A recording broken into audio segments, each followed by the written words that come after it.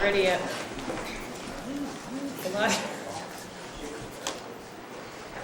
Now, I'm waiting for my boss to tell me if we can go yet. We're good. We're good. All right. Good morning, ladies and gentlemen. Thank you for coming. This is our Board of Supervisors study session, as listed on the agenda. I'd like to everybody stand for the Pledge of Allegiance, please.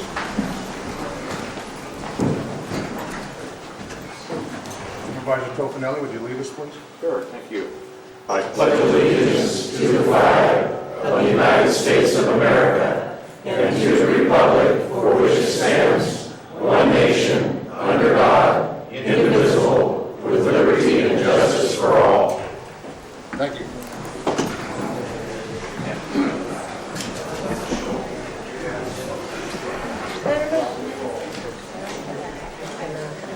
Ladies and gentlemen, our next issue is announcements from the board. Any board member have an announcement? Staff have an announcement? Okay, seeing no announcements at this time, we'd like to cover a little bit of ground rules for today's session. Keep in mind that we do have a regular board meeting this evening, and that will be separate from anything we're discussing from our study session here. We're going to change up a little bit. We're not going to be having any applause. If you feel that you need to express your desire on one issue or another, if you want to do that, you're perfectly glad, but please no applause. We need to get through this, and we need to get as much information as we possibly can in the limited time we have. We want to stay focused on the issue. Ladies and gentlemen, please, we have to work together on this. We want to stay focused on the issue of the urgency ordinance workshop, if you will, or study session. I'm going to be kind of monitoring that pretty strict, so please bear with me on that.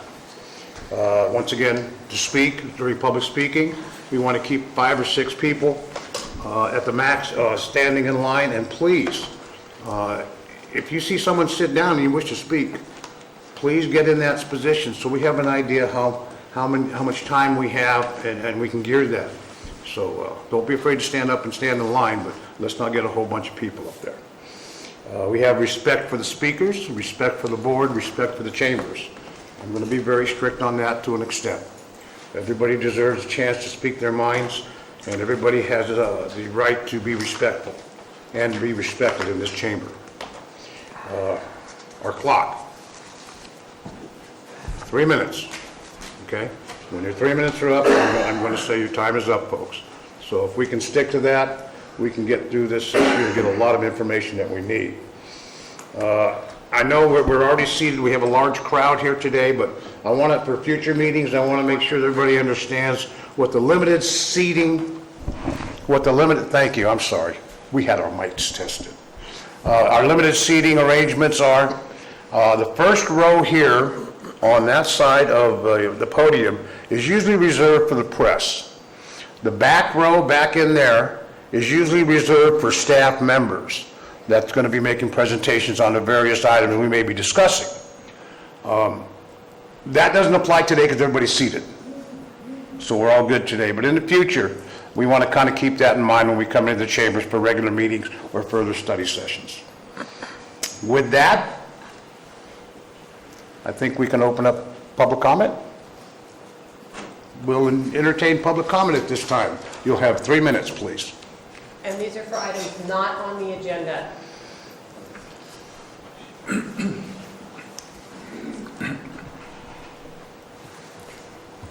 Good morning, Vicki Reinke, Angels Camp.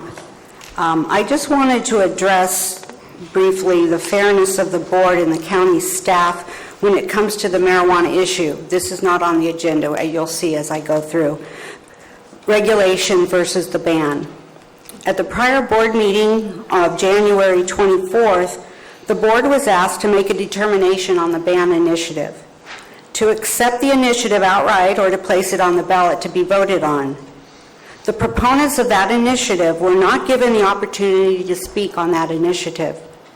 They were not given the time to explain the intent and the purpose of the initiative for the board and the public so they could understand. The proponents got the same 3 minutes to speak as all of us did as public. And why is that? At the July 12th Board of Supervisors meeting, where the board was asked to make a determination on the initiative to regulate marijuana, the proponents were given unlimited time to speak on their initiative. As a matter of fact, one of the speakers was not a proponent on the initiative, but was an attorney, Arthur Hodge, from a law firm out of Carlsbad, who does litigation for the marijuana industry. I'm not sure why he was given time to speak. I hope it wasn't to make sure we all understood that the marijuana industry is lawyered up, perhaps an intimidation tactic. I understand that some of this is a moot point since Measure D failed, but I wanted to point out that the bias that is here in our county to regulate marijuana is not right. And it is your job to do what is best for the community and take a fair and objective approach. So I hope that you take that to heart. Thank you.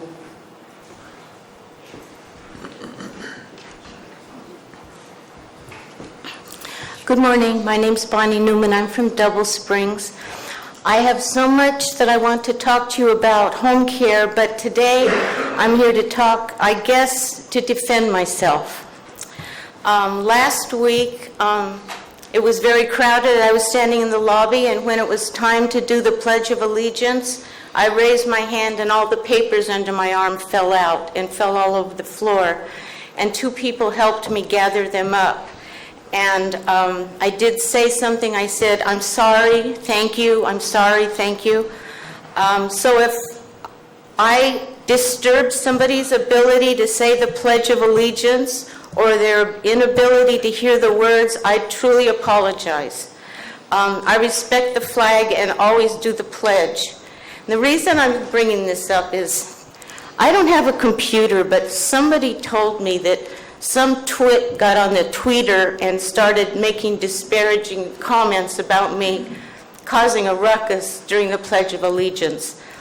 And it irritated me to the point I had to come and say something. And I thought, what kind of a coward goes on the internet, what kind of a bully goes on the internet and starts attacking people and just to make themselves feel better? And I thought, oh, wow, now I know too. I think this is something we need to fight against, this bullying. And so I'm talking today about resisting. I think it's every American's duty to resist tyranny, to resist oppression, and to resist alternative truths. Thank you.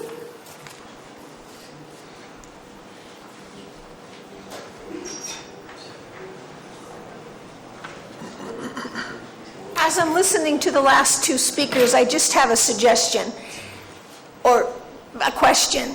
Is it possible when you anticipate a large group that the meeting could be changed to another venue so there would be room for everyone to be in the meeting and involved and have a seat? Thank you.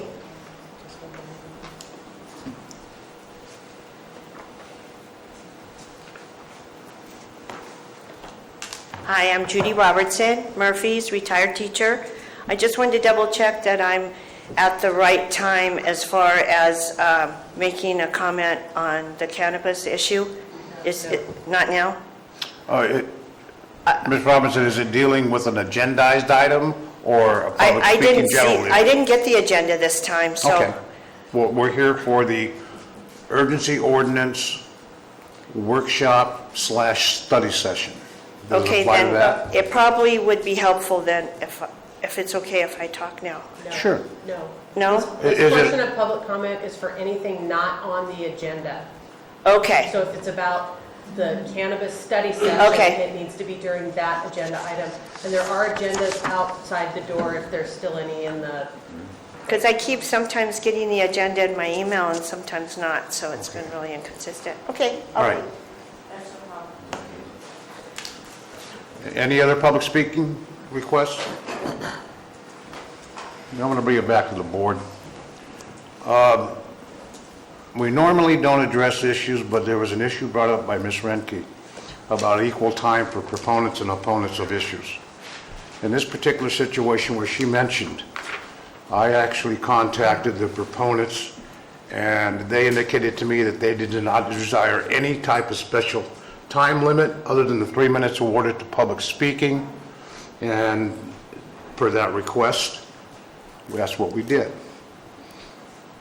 There was no intentional act by the board to limit any type of public speaking or any type of proponent or opponent on that issue. So I want to make that perfectly clear. Okay? Anything else from the board? Okay, Madam Clerk.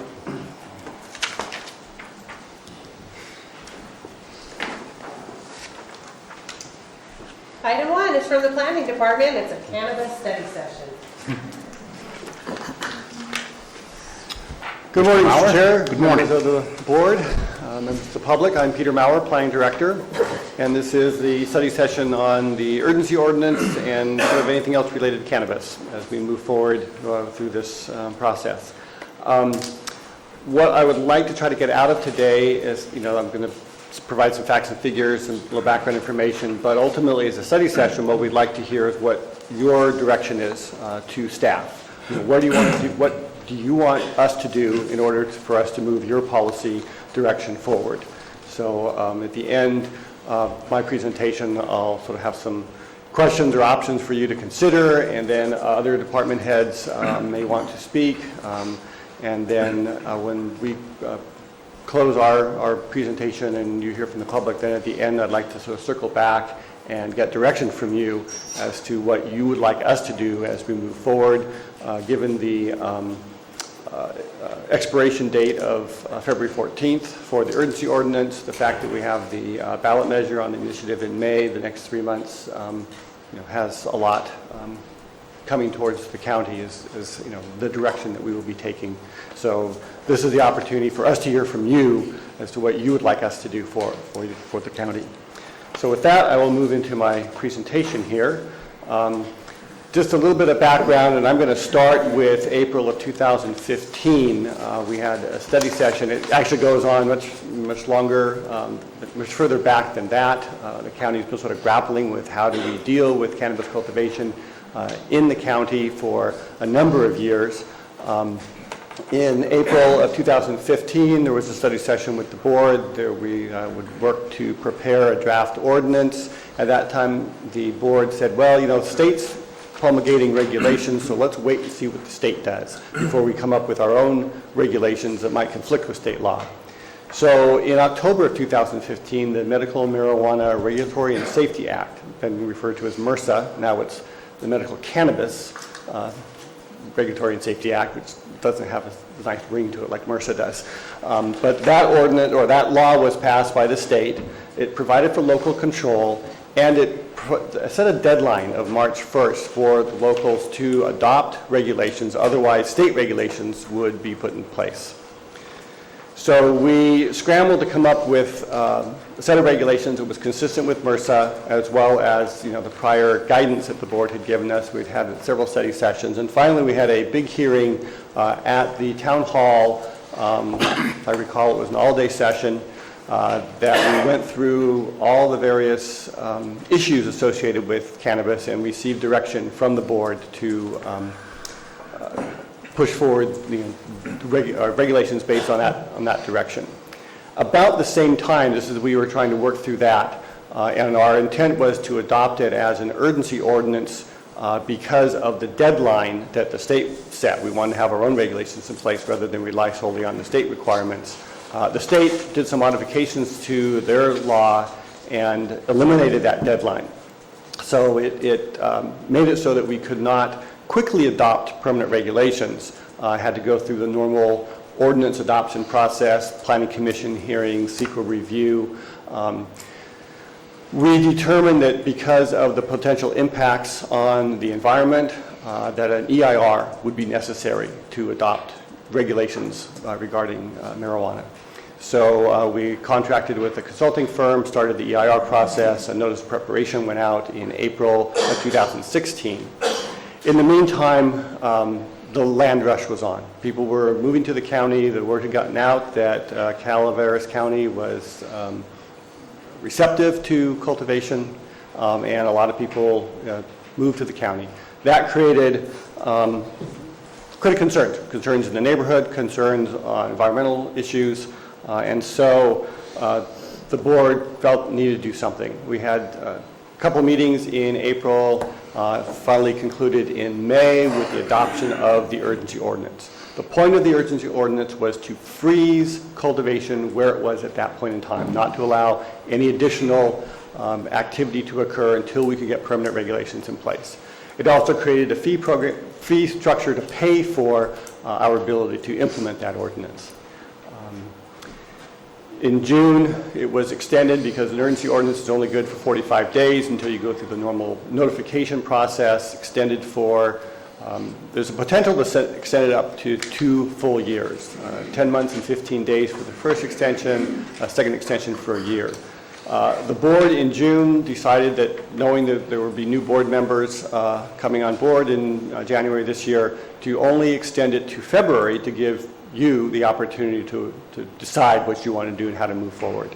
So that's why it was extended to February 14th, just 2 weeks away, back in June. And then shortly after that was the deadline for registration. So just sort of a brief history, nutshell of how we got to where we're at. So the deadline or the extension of the urgency ordinance is about to expire. We have the ability to extend it for 1 year or not if we choose not to. So a little bit more history. On November 8th, last election, several measures were on the ballot. Prop 64 passed, which created an ability for recreational use within the state. Measure C, the tax measure for the county, passed. It applied at $2 per square foot of canopy area for outdoor cultivation, $5 per square foot of canopy for indoor cultivation, and that tax measure would be effective this year, starting with bills going out in May.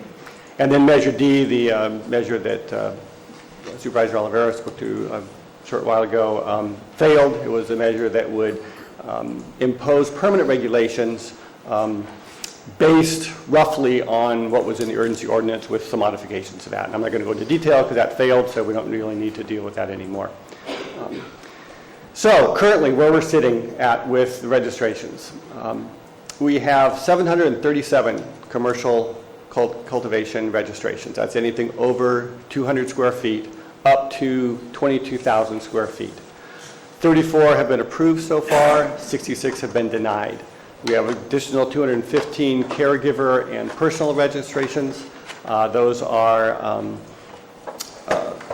100 square feet per patient. You can have up to 2 patients if you're a caregiver, or if you're growing for yourself, you can have 100 square feet. And of those, 37 have been approved, 9 have been denied. And just for the sake of interest, the average outdoor canopy size based on the registration application was 15,427 square feet. So pretty good size average for the outdoor cultivation.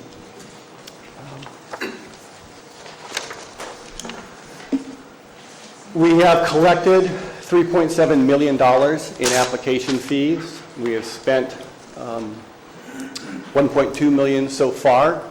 There's $2.5 million remaining in that fund in order to continue processing and implementing the ordinance. This fee can only be used based on state law for the implementation of the program. Review of the applications, enforcement activities, things along those lines. It cannot be used for anything other than the amount that was, or the purpose for which it was collected under state law. We have completed the review of about 12%. Remember that, well, you wouldn't remember because you weren't here, but when we first adopted the ordinance, there was an expectation that we might get 200 to 300 applicants. Of course, we got 900. Overwhelmed the staff, overwhelmed all of our capability of processing these in a timely manner. We had hoped that by, the fall, we would have reviewed all the applications, but instead we were so inundated, we were just trying to keep up with the paperwork. But we're working our way through now. There's multiple steps that we have to go through in order to review those applications. and includes background checks, review of the paperwork that was submitted, review by county council to ensure that the legal entities that are responsible, that have signed the indemnity agreement, are indeed the ones that are the cultivators. A lot of internal process to go through all of that, reviewing the documentation they provided, reviewing our aerial imagery to ensure that were they actually growing what they've applied for back on May 10th, or had they prepared the site. So that's just taken some time, but we're working our way through it, and one of the things we required to do under the urgency ordinance is look at, was that fee a proper amount? I'm guessing it's going to be pretty close to what it's actually going to take to process these if we get to the point where we get all the way through the process. But again, that's taking much more time than we had expected and certainly had hoped that it would take. But we are progressing. We have had some fairly significant increases in staff to handle all this. I have 4 extra help planners in my department. We have extra code enforcement officers. Environmental management has hired extra people, sheriff's deputies. So there's a lot of extra help that this funds paid for to process these applications. Frankly, it wasn't enough. I could have used 20 more people to handle that amount of workload. But we make do with the best we can with what we have. We've also been able to purchase new vehicles for the inspectors, computers to assist staff, aerial imagery. We've had 2 flights done to try to capture what's on the ground, and other tools for code enforcement that's been used. And then as far as other physical impacts that might occur if with Measure C, the tax bills that go out in May, that could, based on our experience with what we've seen right now with the numbers of the applications approved, we're seeing about 1/3 to 1/2 of the applications that we've reviewed have been approved. So that means that 1/2 to 2/3 are being denied. I don't know if that trend will continue as we work through the rest of them, because some of the ones that we denied were very clearly in violation of the ordinance. So, they were easy to deny without going through the lengthy full review process. They were not in compliance for one reason or another. To get to the end of the process, you have to be in compliance with every single aspect of the ordinance, and so that takes time to review every one of those steps. But any one of those could be reasons for denial. So we've denied some of those that we were clearly made aware of that were not in compliance. But I suspect as we go through, we will still find that there are other applications that we will have to deny. So based on 1/3 to 1/2 of the registrations that were submitted being approved, that would provide about $7 to $11 million in tax revenue for the general fund based on Measure C.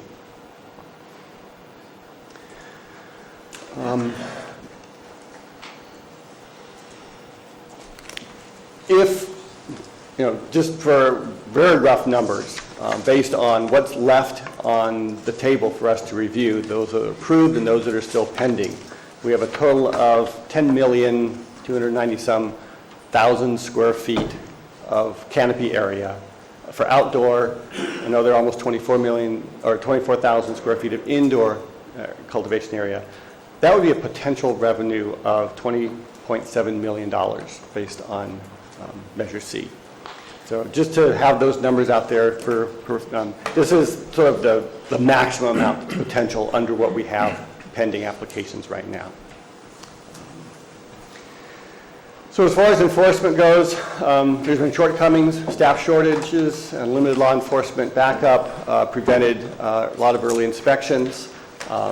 The abatement process that we have, which we discussed last week here at the board, where we're moving forward with an amendment to Chapter 806, is very cumbersome. It takes a long time to get to enforcement and actual abatement of illegal cannabis cultivation. And then the numerous appeals that we've processed has hamstrung us in some ways, and we've had to delay, reviewing applications to handle the appeal process. But on the improvement stat, we're now fully staffed as far as what we've been authorized to fill for the positions. We have the CHP contract to assist the code enforcement officers in going out in the field, and we have a new ordinance in process to streamline the abatement hearing process. So that gets us today and some of the options of moving forward. There's basically three options that we have. Extend the ordinance, let the urgency ordinance expire, or modify it in some way. If we extend it, it keeps the regulations in place until the ban initiative is approved, or if it fails, a permanent ordinance is adopted. It does not allow any new cultivation to occur, and we have clear regulatory provisions in place. If the board chooses to let the urgency ordinance expire, then those regulations would cease to exist. Our concern is that there would be confusion. So the same, we go back to where we were a year ago with no specific regulations, nothing to really hang our hat on, a lot of unknowns regarding the ability to enforce. Well, there'd be nothing to enforce if we don't have regulations. And then the board has suggested, or members suggested, we might modify the ordinance. And in order to do so, you need to make the same findings, specific findings about any changes to the ordinance necessary under state law for the adoption of an urgency ordinance. That could occur on the 14th and would need to be extended 45 days and sort of go through the same process that went through with the May 10th urgency ordinance. Some of the options that I have heard bantered about as far as potential changes would be to modify the zoning, limit certain zones, maybe increase the minimum parcel size or increase the setback. We could add other regulatory requirements. And I don't know what those might be, but those are things that if we feel there's an urgent need to make changes today that address public health, safety, and welfare, that those could be added to or a new urgency ordinance. And there may be others that I haven't thought of that the public or you have in mind. So my recommendation to you is that you extend the urgency ordinance. Regardless of our position on whether we want to have it banned, we want to regulate it, I think that today the best thing we could do is extend the urgency ordinance until the vote is held on May 2nd. That way we have something in place. It allows time for the vote on the initiative. It keeps regulation in place so that we have something we can use for enforcement capabilities. And it allows for the potential collection of the Measure C tax. If you would like to modify the ordinance, then that's what we'd like to hear back from you on today. So, what provisions would you like us to work on in order to bring back to you on the 14th so that it could be adopted, so we don't have a void of regulation. As flawed as it may be, something is better than nothing at this point. That concludes my presentation. Do you have any questions of me?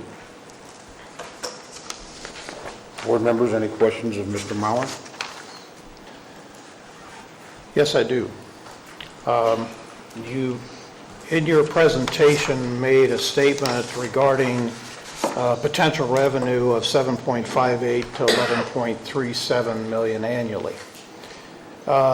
You've done a financial analysis on this to support those numbers? That is just a calculation of the numbers of the canopy area, the average canopy area for the remaining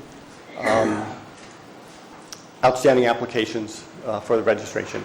Okay, so basically, taking that, and then the 7 would be if a third of those get approved. The 11 would be if half of those get approved. and in what year would this be? That would be 2017. If the Measure C tax bills go out in May, they'd be due in June, and half of that amount would be due at that time. The second half would be due at the end of the year. So actually, unregulated or non-compliant grows aren't even figured into this calculation? That's correct. Is the plan to implement something similar to Section 280E of the IRS code? I am not familiar with that. You may want to look it up. Could you give me that number again? 280E.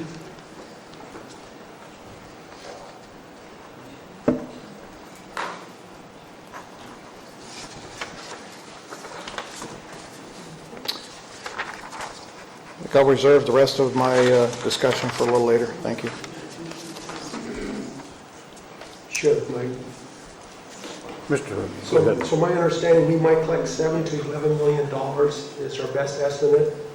My understanding, we've already spent $5 million on fire suppression, which CDF will have to pay, not us, thank goodness. We'll probably hit close to the same amount in the prosecution of the criminal trials that we have. And we're going to probably lose almost the same on a tourist and costs and stuff to people like me that can't rent property and stuff because of it. So my understanding, you're telling us we should take $11 million and lose $15 million? That seems like... I'm not saying that. Well, that's what I'm saying, that we're Okay, going well, this is a money loser as far as I'm concerned. Okay.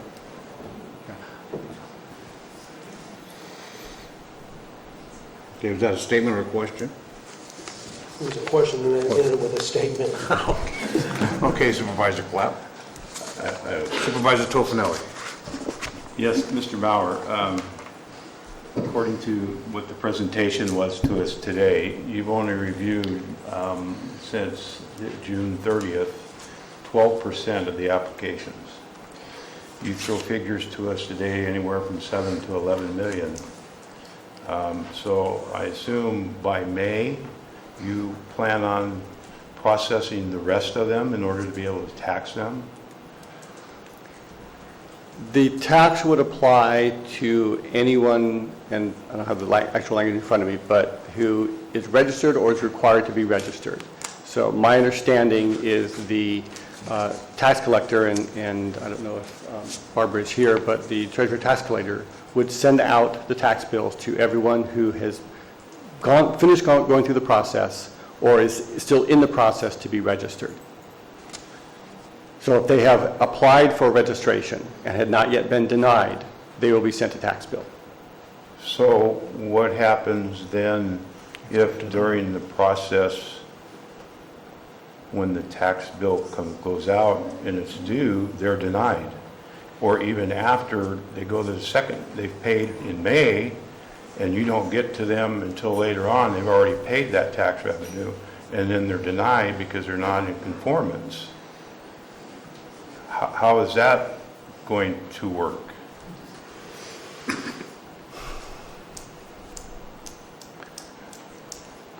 We refund public funds? Is that what we're going to do? I don't know the answer to that question. Okay. Thank you. That's all I have for right now. I'll reserve until after. Supervisor Garamendi. Thank you very much. Mr. Mauer, thank you for the presentation and the comprehensive information in our packet as well.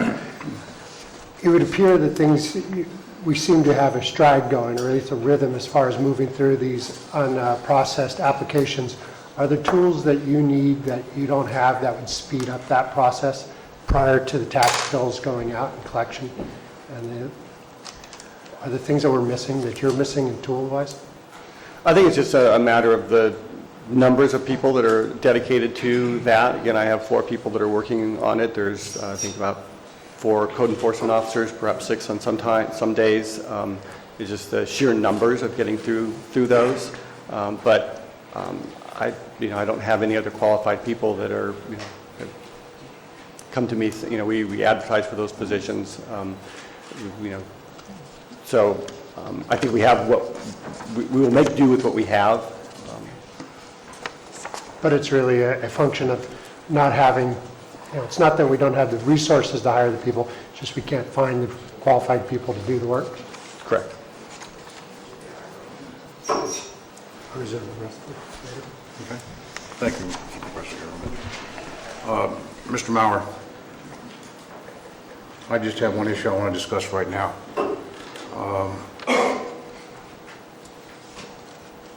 What would be the situational conditions if we do not extend the urgency ordinance?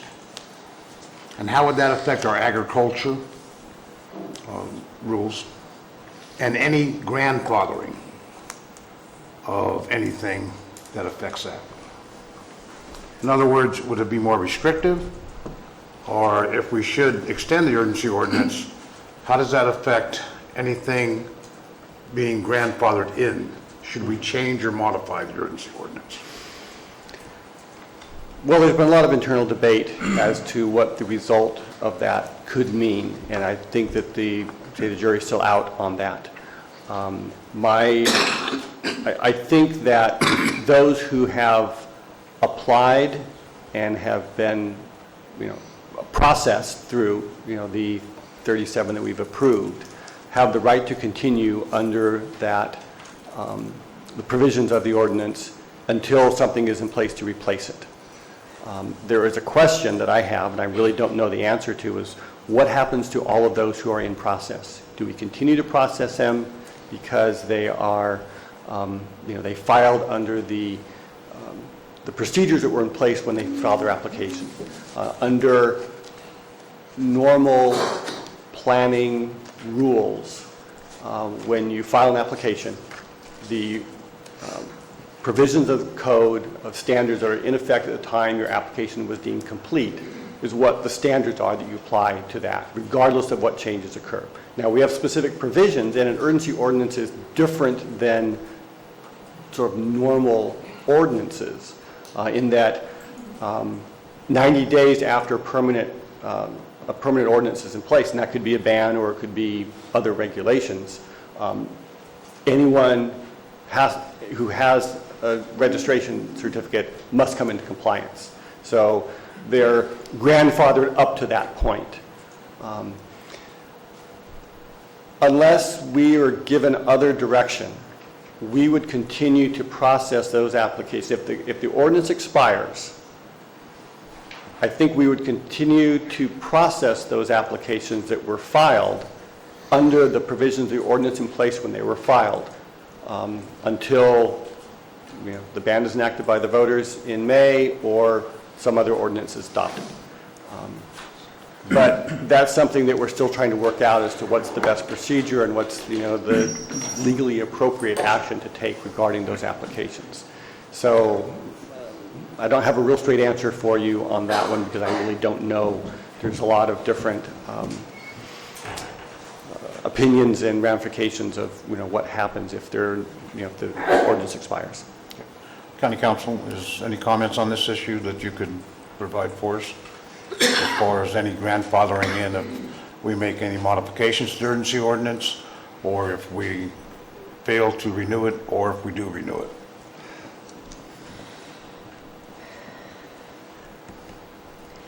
As far as grandfathering, Mr. Maurer indicated the 90 days for anyone who is working under the urgency ordinance to come into compliance with any permanent ordinance that the board were to adopt.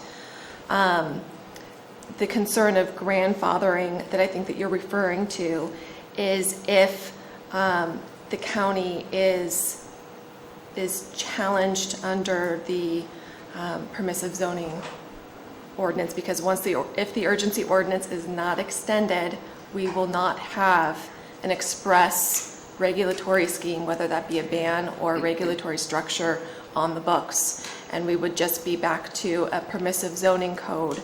And so the concern I think that you're referring to is if the county were to be challenged under permissive zoning, and if the court were to find that anyone cultivating was entitled to cultivate here outside of the permissive zoning code. Does that make sense? It does, yes. Thank you. That's all I have right now. I do have a request that we have additional staff coming in from the Sheriff's Department. So during our first break, I'm going to ask that the back row on this section be vacated so they could have staff sit in there during the presentation that they're going to have. And that'll happen at about 10 o'clock. Agreeable with that, gentlemen? Great. And we have press, due to our crowds, press will be located up here next to our camera. All right. Chair, Any if I further might. comment from the board, please? Supervisor Mills? I would simply like to read into the record a section of the urgency ordinance of 17.95.175 so that everyone has a clarity on what the urgency ordinance stated, and it's in subsection A.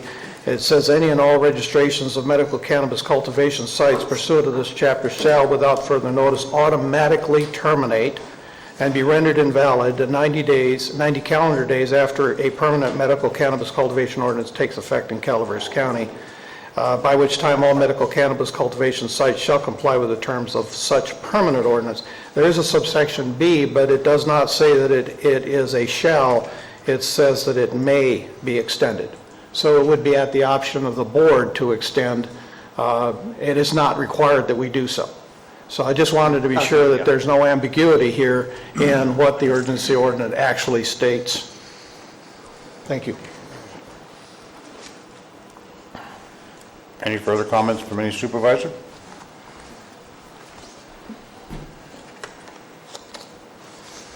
Okay, I'm going to reserve a time period for the sheriff's department to get their staff over here, and we'll do that at 10 o'clock when we take our break. Madam Clerk, do we have anything to prevent us from going to public comments at this time? Keep in mind that we're going to interrupt public comments after the break for the continued presentation by staff. Okay? You will have 3 minutes for your public comment. And Madam Clerk, if you'll read the admonition.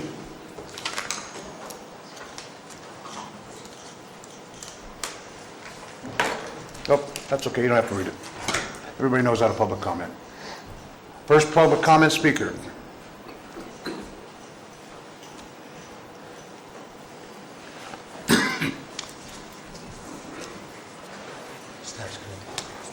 What the heck, I'll go first. David Tuno, Rancho Calaveras. The urgency ordinance was the reason I resigned from the Planning Commission, because it violated everything that we had done, in my opinion, on the general plan. I wanted to make a couple comments here about, Mr. Clapp brought up issues with respect to costs to the county, and I think you alluded to real estate values. The latest figures on median sales prices of homes 2015 versus 2016, Tuolumne County rose over 6%, Amador County rose over 6%, Calaveras County 0.55%.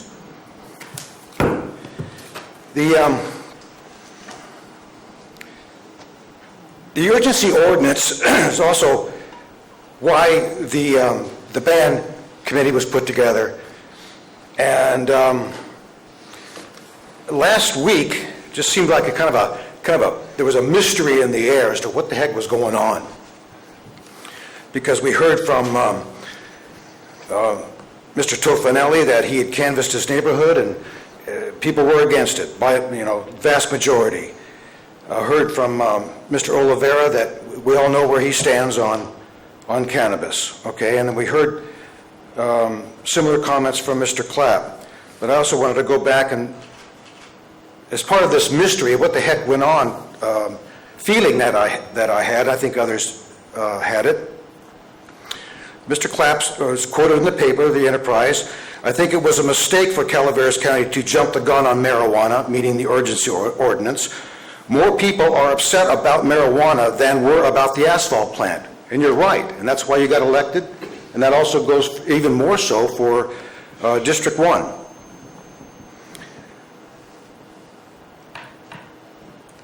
In the Valley Springs News, Mr. Clapp, "I'd like to get the whole ugly chapter behind us." Good. And then also in the Enterprise, quote, "I would move to have the board approve the ban initiative once it is certified." But you didn't move to have it certified, and you didn't even second the motion. So that created a mystery to all of us who knew what you had been said. I'm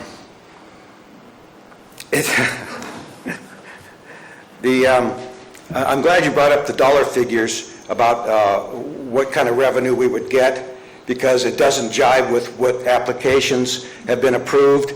It's mystery money. Mr. Turno? Thank you very much. Thank you, sir. Good morning. My name is Fernando Leyva. I'm a resident of M24 Ranch Association in Mountain Ranch. And I understand that the ban is going to come up to a vote, and there's no guarantee that that ban will pass. And with that in mind, I really feel that we need to put something in with regards to the urgency ordinance and put some modifications into it. Belonging to an HOA, we have a number of residents that have decided to grow marijuana in violation of our CCNRs. And I would ask that if modifications are made to the urgency ordinance, that enforcement of deed restrictions be included into the ordinance. It's a very costly expense to our association to have to go after each and every cannabis grower who is growing commercially, and we don't have a problem with personal and or caregiver grows, but commercial grows we do have a problem with. And at a cost of almost $50,000 per court case, our association doesn't even come close to having the monies that it would take to take each of those members to court. With that in mind, if nothing else, limit the zoning. Allow commercial in commercial areas only. There shouldn't be in residential recreational areas. The people that we have in our association have purchased there for retirement, for recreational purposes. We have a lake. We have a lot of things that make it a great place for families to come in and enjoy the forest. Now, the forest for half of our association was burnt down. I lost 18 acres of trees, and so it's pretty difficult. I lost 8 neighbors. I lost Owen Goldsmith, who lived below me, who died in the fire. We took the brunt of the Butte fire, and then that was followed by the commercial cannabis growers. Another item that you might want to consider in your modifications would be to limit the cannabis grows to 20 acres or larger. That would eliminate a lot of these smaller areas, 5-acre parcels that folks have bought there to enjoy the community, but can't enjoy it because they've got commercial growers that are popping up all around them. With that in mind, I'd ask that the board consider making these modifications so that it would help the community improve itself, recover from the Butte fire, and get some type of a handle on the cannabis issues that address this county. I personally feel that it should be banned, but if it can't be banned, then putting some modifications in place that would help the community would be certainly appreciated. Thank you. Thank you, sir. Sir, I noticed your hat. Thank you for your service. Welcome home. Good morning, board and staff. Bill McManus.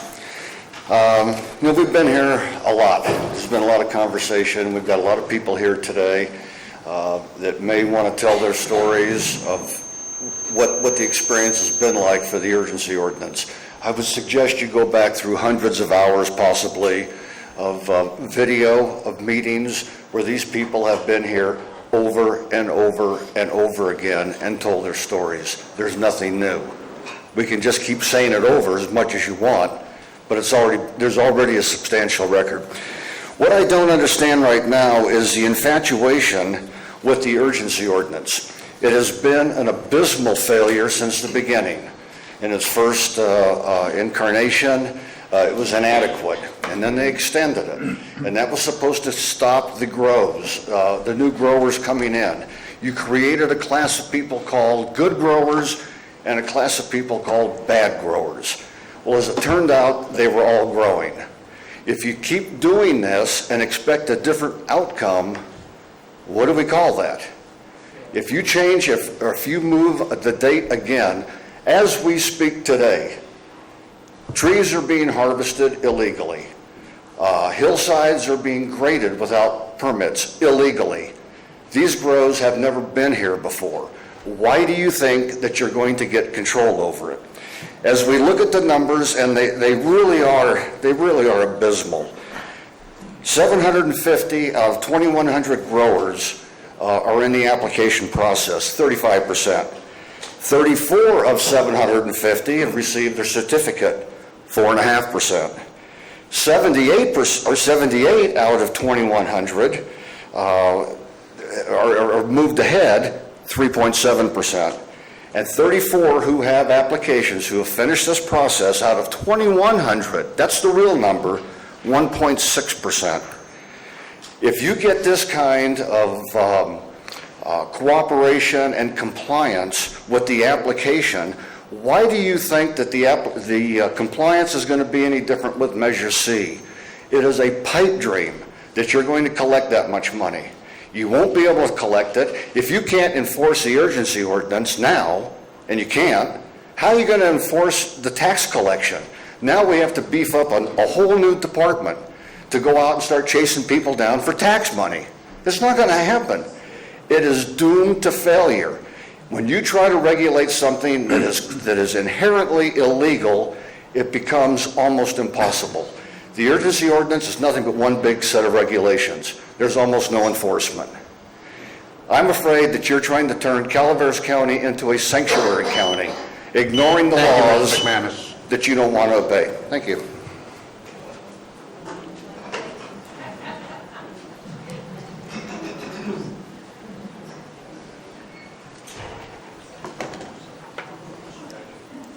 Judy Robertson, Murphy's retired teacher. I want to say that I'm here on behalf of the Calaveras County Taxpayers Association. And what you're being handed out is what I'm referring to here. And it has to do with the questions and answers from our president to Guy Puccio. With his permission, he wanted you to have this and for it to be considered. The questions, there are 7 questions included, and he said that to share this discussion on cannabis issue between Guy and Al Segala with Guy's response. We are gathering input on these questions as part of the Taxpayers Suggestion Box Project. When I looked up on the internet about the applications as far as being banned, propositions, 45% of the cities out of 485 have banned the growth, and of the counties that have, of the 58 counties, 20 have banned. Now, I've been with this project since the urgency. The thing of it is, you didn't need to write the urgency. You scrambled to do it by March 1st of that year when you could have waited for the guidelines for the state. This whole thing has been scrambled, and what we have as response, if we can even look just in part of this, it talks about Colorado and how they thought they were going to make all this money, and actually they're coming up with shortfalls in the counties that determined that. Also about the crime that has happened because of this, and it's not even in condemnation of the people that need work. It's not in condemnation of that. It has to do with making the right decision. Each one of us here today, I'm sure, wants to live without regret. And because I am a teacher and because of the background that I have in prevention, I ask us to be very wise in the decision that we make today. I appreciate all the efforts. And when I look at you and I think of urgency, and when I talk, there's only one person left from the urgency. So those people, obviously, by the will of the people, have reversed who they wanted to represent them. Thank you. This is a difficult decision, and we're not against medical marijuana. Again, we want to be sure that the Taxpayers Association is not included in that. Thank you for your time. Thank you, Ms. Robinson.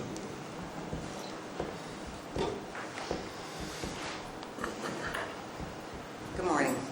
I'm Shay Smith. I will live in the Valley Springs area, and I'm here today to express my opinion on the ordinance and medical cannabis. First, I'd like to tell you a little bit about myself. I'm 61. I've enjoyed about 40 years in working in the credit card and banking industry. Today, I work for a large software company from my home in Valley Springs. I purchased it about a year ago.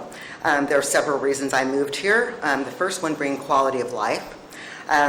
One of the considerations for searching for a home was the ability to grow cannabis outside for my personal use.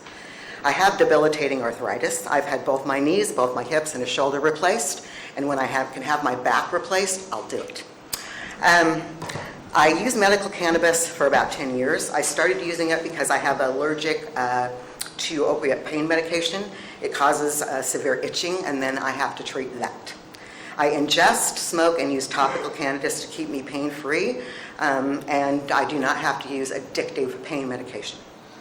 Medical cannabis caregivers in this county are very important to cannabis patients. They help people that cannot afford to purchase and cannot physically get to clubs.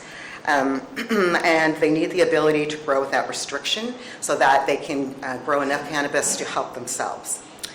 In the meeting summary, it states that the extent of the urgency ordinance will keep some form of regulation in place in the county and continue to regulate commercial cultivation. If this was just about commercial cultivation, I would not be here, but it's not. It's also about medical cannabis, and I'm very concerned to the extent that the ordinance is written. As a medical patient, I'm afforded certain rights under the law. When MRSA was enacted, one of the provisions was privacy. It states identifying the names of patients and caregivers in medical conditions shall be kept confidential. This ordinance continues to treat medical patients and caregivers in the same manner as commercial grows. As I read the 8-page document that was in the agenda, I noted the following information. With the urgency in place, the county has a clear ability to cite and ultimately abate unregulated and non-compliant cultivation as nuisances. Based on the aerial images of the county, there were more than 500 cultivation sites that did not register to grow.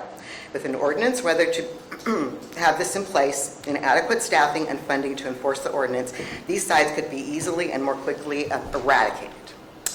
Last year when this all started, I downloaded the regulation information, and what I saw made me very uncomfortable. I elected to take a wait-and-see approach with the regulation, and that turned out to be a very good decision on my part. To my horror, the list of registrants that was created by the county was then published in a local paper. Within hours was on the internet. That had that information about the size and the type of grow contained both commercial and caregivers, and had I registered my name and address, the size of my grow would now be public and clearly not confidential. It also tells me, whomever wants to know how to find me. Thank you. Thank you.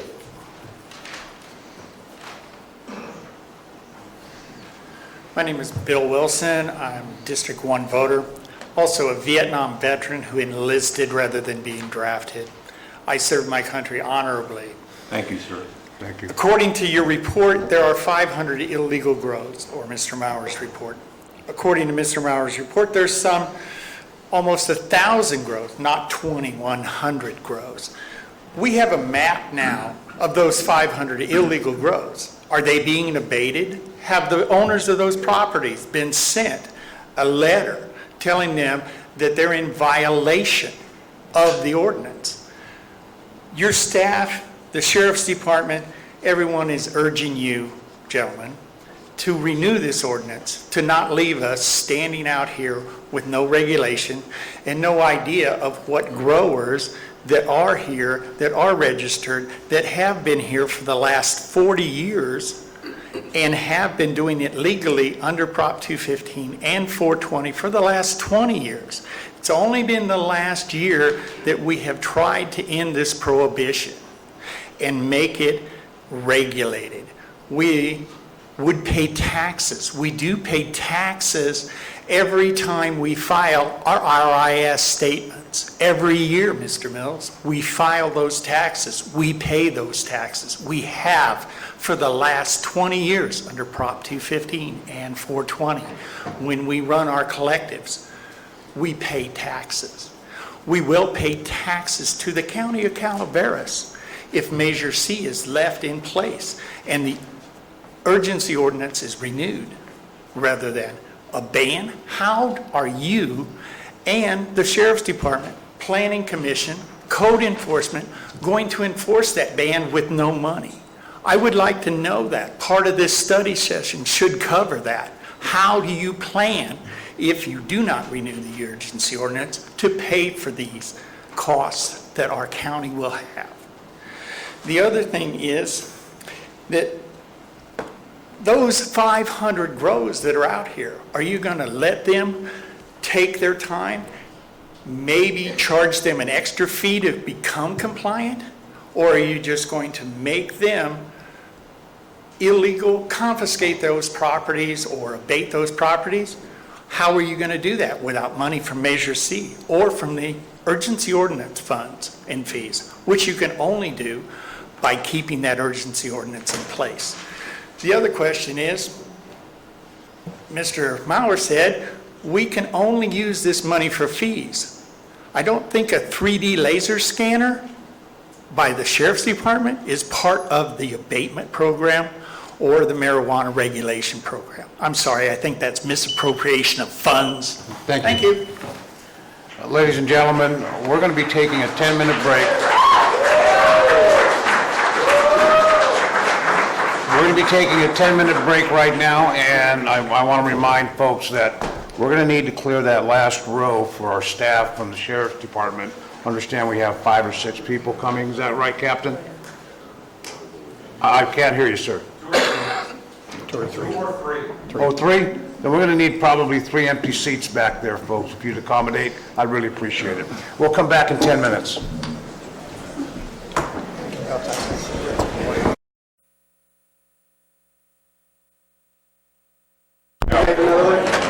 Regarding county funds. Recycling. He said all that stuff was initiative. They only know what the things are wrong. Just scratch that stuff out and just present to us. The microphone. They can. That's what I thought. It has a severability clause. Yep, there's so many areas. Well, this is seven. Can't lead to it ourselves. That's not what I want. I'm going to take to the voters. We could vote to the voters.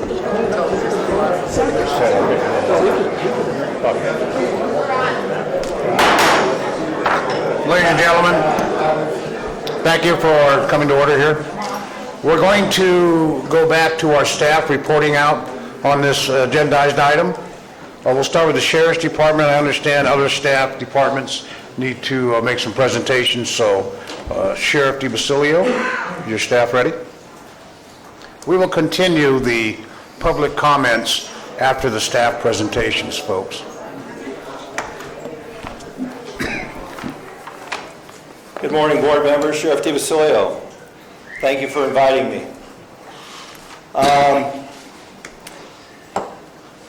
This has been a long-standing problem for the Sheriff's Office. The urgency ordinance, at its conception, had a lot of flaws in it. We talked about a lot of those.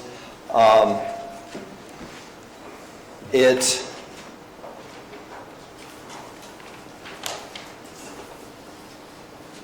had a lot of holes.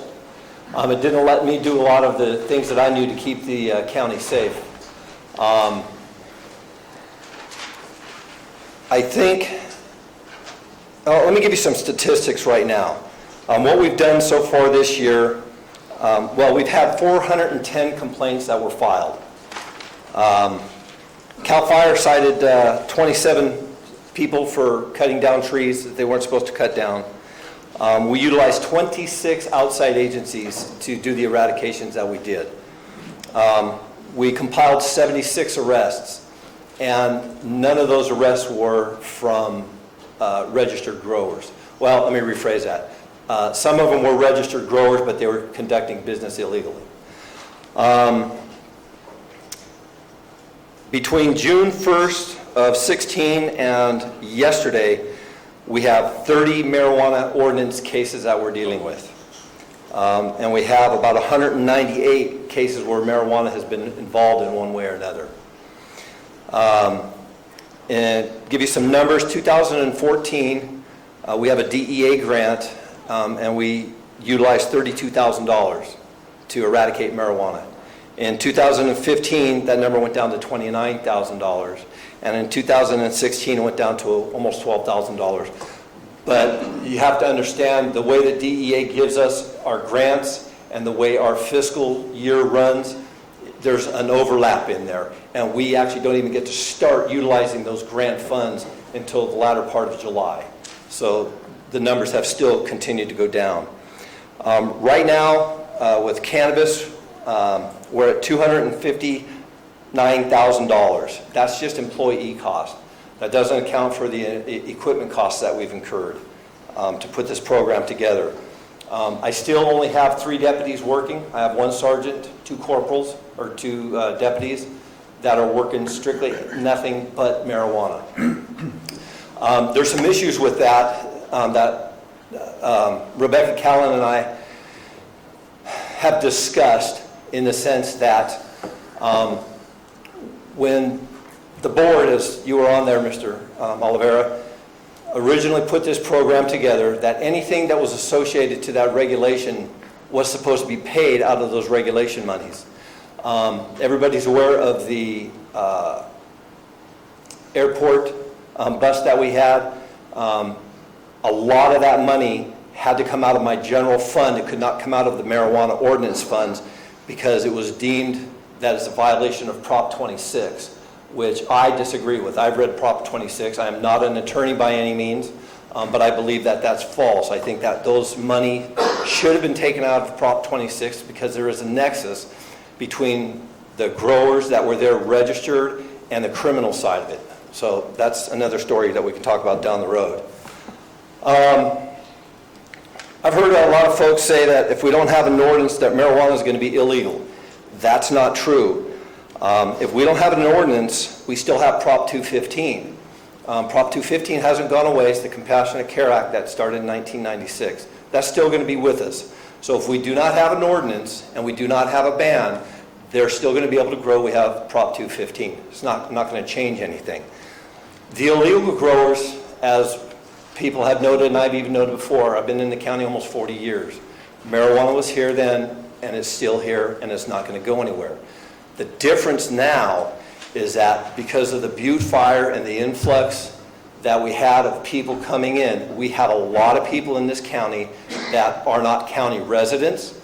I have a young lady who lives in Maine that owns property out here that's trying to register. So she doesn't live in the county. Those are some things that can be fixed with a final draft ordinance, making them have to be California residents. If you look at Prop 64, there's a section in there that if they're going to grow commercial recreational marijuana, it is required that they live in the state of California to do that. So there are things that can be changed in our urgency ordinance and the final draft ordinance to make this work.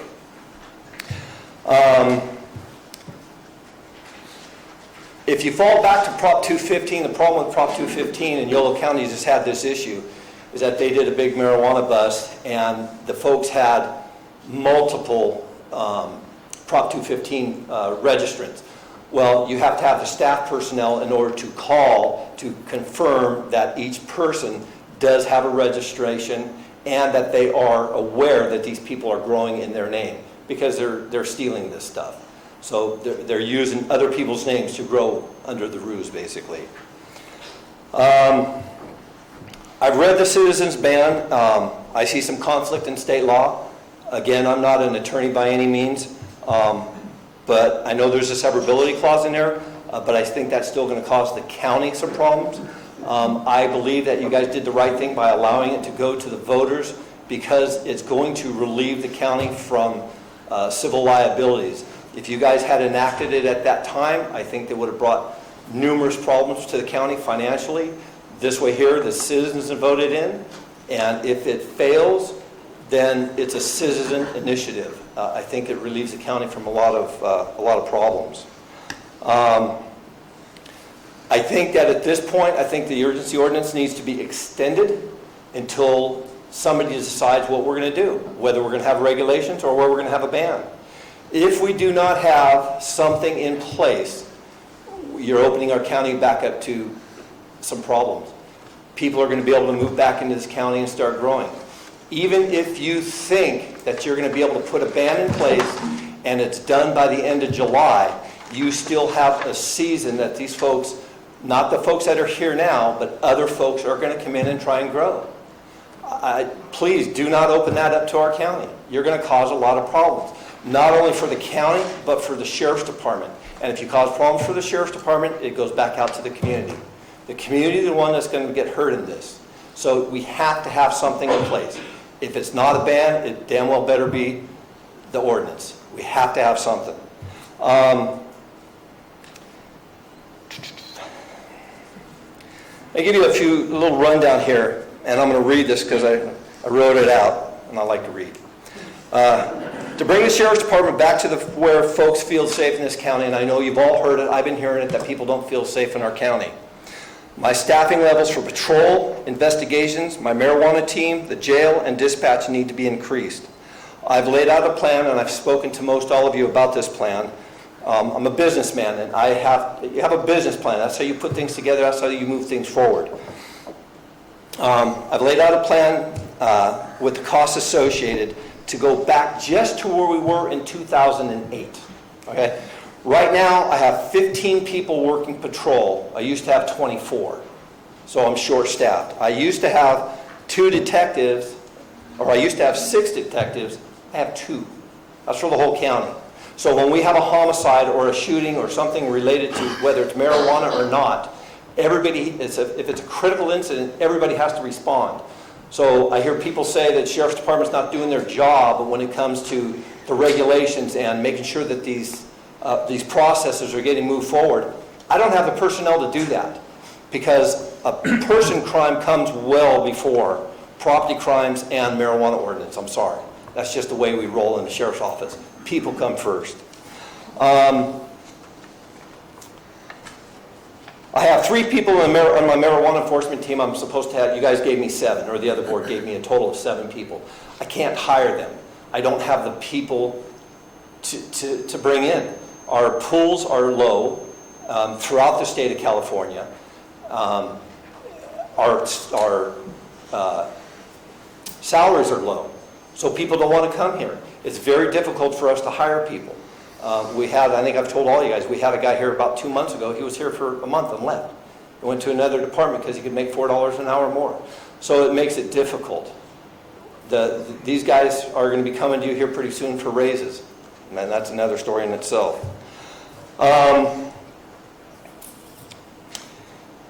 Right now, to bring up, and again, these are step levels that I've brought to you in my plan, my business plan to bring this up. Immediately, you're looking at about $650,000, and that's just to get us a couple of detectives, some correctional technicians, an evidence tech, and a couple of detectives. Okay, that's something we need right now.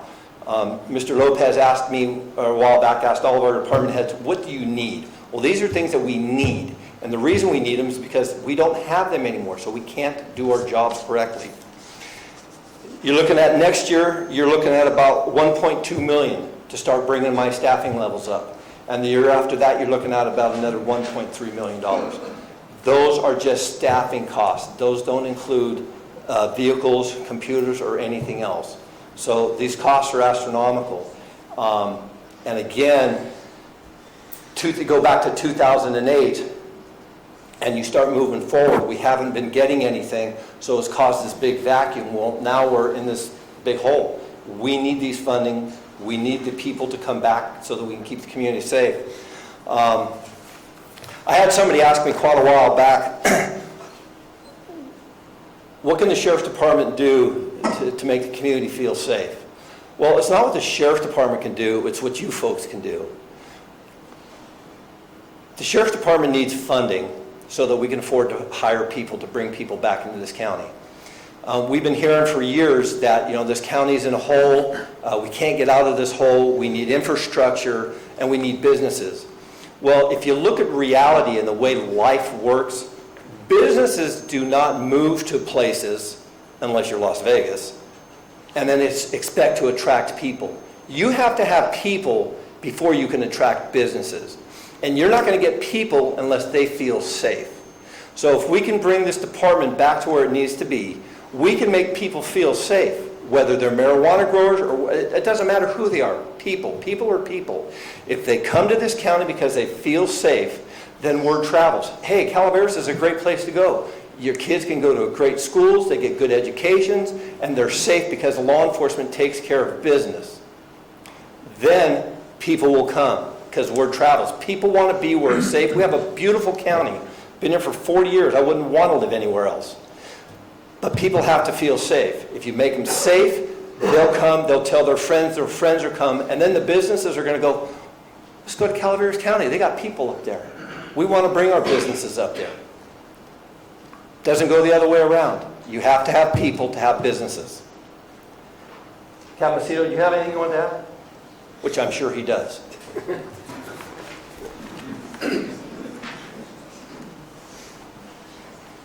Good morning. My name is Jim Macedo. I'm a captain, and I'm in charge of the operations division, which has the marijuana enforcement team. So I've been involved in the marijuana investigations and oversight of those investigations in the county for about 23 years, and I've presented to both the previous board on numerous occasions. I've done some public presentations relating to marijuana. I'm not going to go back into lengthy history. I'm going to kind of condense this down with respect to the urgency ordinance, and I'd like to start with today's board packet. On page 1, when Mr. Maurer outlined that on January 24th, 2017, of the 737 commercial applications received, there were 34 commercial cultivation registrations issued, and 66 had been denied. I'm going to come back to that number later when I talk to you, but it looks like roughly double those that have applied have been denied, and I think that's something important to keep in the back of your mind as I speak to you. On page number 4, you're going to have some decisions at the end of the day that were laid out for you. I think you just heard from the sheriff based upon his recommendation, but I want to talk about those specifically. We are clearly not in support of letting the urgency ordinance expire. We believe that will revert back and actually make what is already a bad situation worse. Extending the urgency ordinance, which is clearly the sheriff's recommendation, and you've seen that. While we were, when the sheriff and I were discussing this, we were somewhat reluctant to do that, but the alternative, specifically of letting the urgency ordinance expire, is actually worse. And then as far as modifying the urgency ordinance, there are so many problems related with that urgency ordinance that I think in order for you to modify it, it would be barely recognizable by the time the sheriff's office got done with it, let alone the planning department, code enforcement, and the other agencies involved, because I'm sure they all have concerns and questions or changes they would like to make. So you've essentially, when asking the sheriff's department to make a recommendation about this issue today, you've left us with a decision of recommending something that is bad or worse. And we're trying to figure out how to improve our ability to almost jockey based upon the decision the previous board made, and now this what decision this current board is going to make. Moving to page number 5, Mr. Bauer noted that the county expected 200 to 300 registration applications, and we ended up with significantly more. That was a problem that was recognized years ago. It was a problem that was mentioned publicly during public presentations involving the board, public presentations outside of the board, and privately with board members. We knew this was going to be a problem, and while I don't want to beat a dead horse, the county is not quick enough. I'm going to say this again, Calaveras County is not quick enough to be able to adapt to the growers. The growers are going to take whatever is passed, they are going to manipulate that ordinance. And I'm not saying all of them, but I'm saying based upon what we've seen, keeping in mind we've disqualified double the number we've approved, the growers are going to manipulate whatever you pass in order to effectively make money and continue their business or their enterprise. And that's something the board should be keenly aware of when you're looking at every line of whatever ordinance or whatever ban that you pass. Because that's exactly what growers and their attorneys are doing. They're looking at every line, looking for an opening, looking in for a loophole, looking for an area to manipulate the ordinance. So please be aware of that. The bottom of page 5, and I bit my tongue on this comment several times, and I've heard it from other state agencies as well, and it's at the very bottom of page 5, about 3 lines up. Based on the aerial imagery obtained by the county, there are more than 500 cultivation sites that did not register to grow. You cannot rely upon aerial imagery to determine whether a marijuana grow is there or not. Keep in mind, I worked marijuana grows for several years. Some people are very good at concealing those grows. They can conceal them outdoors under a tree canopy. I've flown very low in a helicopter and still not being able to see those. You actually have to get on the ground to verify, number one, that they're there, and two, please do not rely upon anybody telling you that aerial imagery and numbers associated with aerial imagery and Google Earth are factual and important and that you should base your decisions upon those. That is a complete falsehood.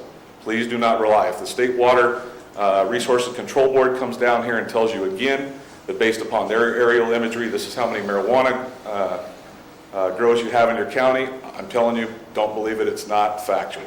It's not factual. You need to actually get out in the field on the ground and verify that, and I can tell you that some people are very, very good at concealing their cultivation sites. Bottom of page 6, under personal caregiver, there's a table there and it talks about 169 personal caregiver grows. And the question I would have for just about anybody would be, how many of those are compliant and how many of those are fraudulent, meaning they're purporting to be personal or caregiver grows, but in reality they're selling their marijuana either on the black market or to somebody else. And the answer from the sheriff's office is we don't know, because we're still in the process of investigating hundreds of those, more than 169. And the point I'm trying to get across with you is people are purporting to be cultivating for personal and or caregiver grows, and in fact, they are hiding and they're cultivating for commercial purposes and for profit with no medical relationship. Each time an application comes to the sheriff's office, whether it's for a business license or a grow, every time we open up the packet with some very minor exception, there are anomalies, there's strange information, there is information that's inconsistent with open source data and open source material that we utilize to confirm or verify the validity of these applications. Therefore, an investigation has to be launched. If people are wondering why it is taking so long to address all of these grows that we know that are illegal, it's because we're having to spend an incredible amount of time trying to fish the truth out of an enormity of fraudulent background packets and business license packets where people are utilizing straw men. And for those of you that were here when I spoke to the last board, I forewarned the board about straw men and straw persons, people who are otherwise illegal or they could not pass a background to grow, utilizing a third person to grow on their behalf. People acting as consultants so that somebody else can grow marijuana on their behalf. So again, I want to urge you to be very cautious on what you hear about the wordsmithing, and I also want you to be very cautious about what you don't hear. And what you're not going to hear is people telling you the entirety or the entire truth about what they're doing in relationship to marijuana grows and what's going on with their final product.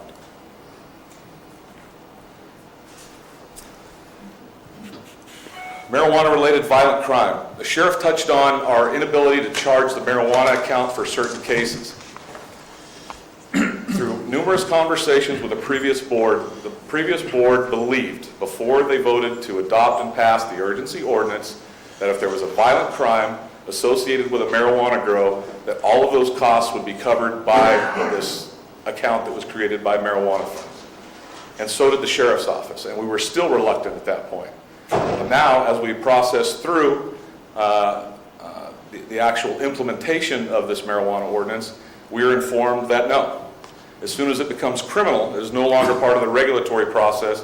Therefore, your general fund that the sheriff already told you was woefully deficient now has to bear the cost of marijuana-related violent crime with 2 detectives and a sergeant and a whole bunch of people who are coming in on overtime to help with those investigations, because you don't investigate violent crimes with just 2 people, especially when one of them is flown out of county to the hospital and you have to send one of your detectives out of the county just to go interview the victim.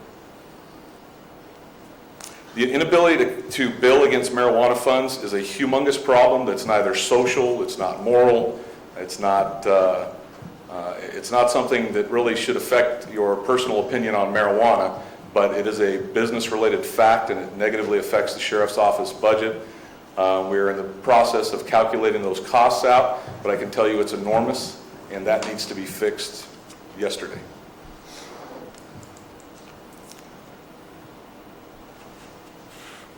One thing I want to remind you, and I talked to the previous board about this as well, when you draft a marijuana ordinance, and I understand you take public comment, you're listening to people who cultivate, and one of the biggest problems with the last marijuana ordinance is the sheriff's office got listened to, and we were repeatedly ignored, and I have a problem with that then, and I have a problem with it today, because it is one thing to draft an ordinance, and it's a whole other thing to operate it. And we were telling the board, and we told other county staff, if you do this, we're going to have problems. Be warned. We went through that ordinance line by line, and I saw problems, we saw issues, we warned. The thing got passed anyway, and now we're dealing with the problems, and guess what? We're being told it's your problem, you fix it. That needs to be fixed, and please, this new board, listen to the sheriff's office. Please do not listen to special interest groups. Please do not listen to people that come in here and throw out flippant facts. And please do not listen to people who have a significant reason to capitalize financially based upon your decision. Okay? I'm not going to capitalize financially based upon the decision, neither is anybody from the sheriff's office. What we're trying to do is keep the public safe. Everybody. And that includes the growers, but everybody. And it also includes the tourists that come through here when you want to talk about the economy.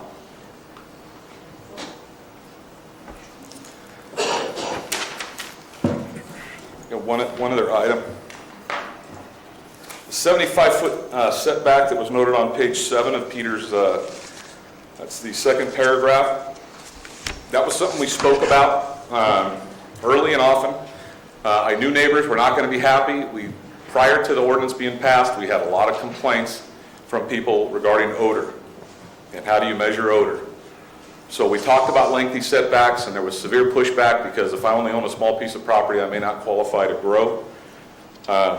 That's another issue that needs to be addressed for those people that do not want to have to close their windows in the middle of the summer, people that do not want marijuana hanging in a visible area where their kids are next to bus stops. I can go on and on about the complaints that we've received specific to marijuana, but again, I will ask you, listen to code enforcement, listen to the sheriff's office when you're deciding on what to do with relation to the text and the intent of your ordinance.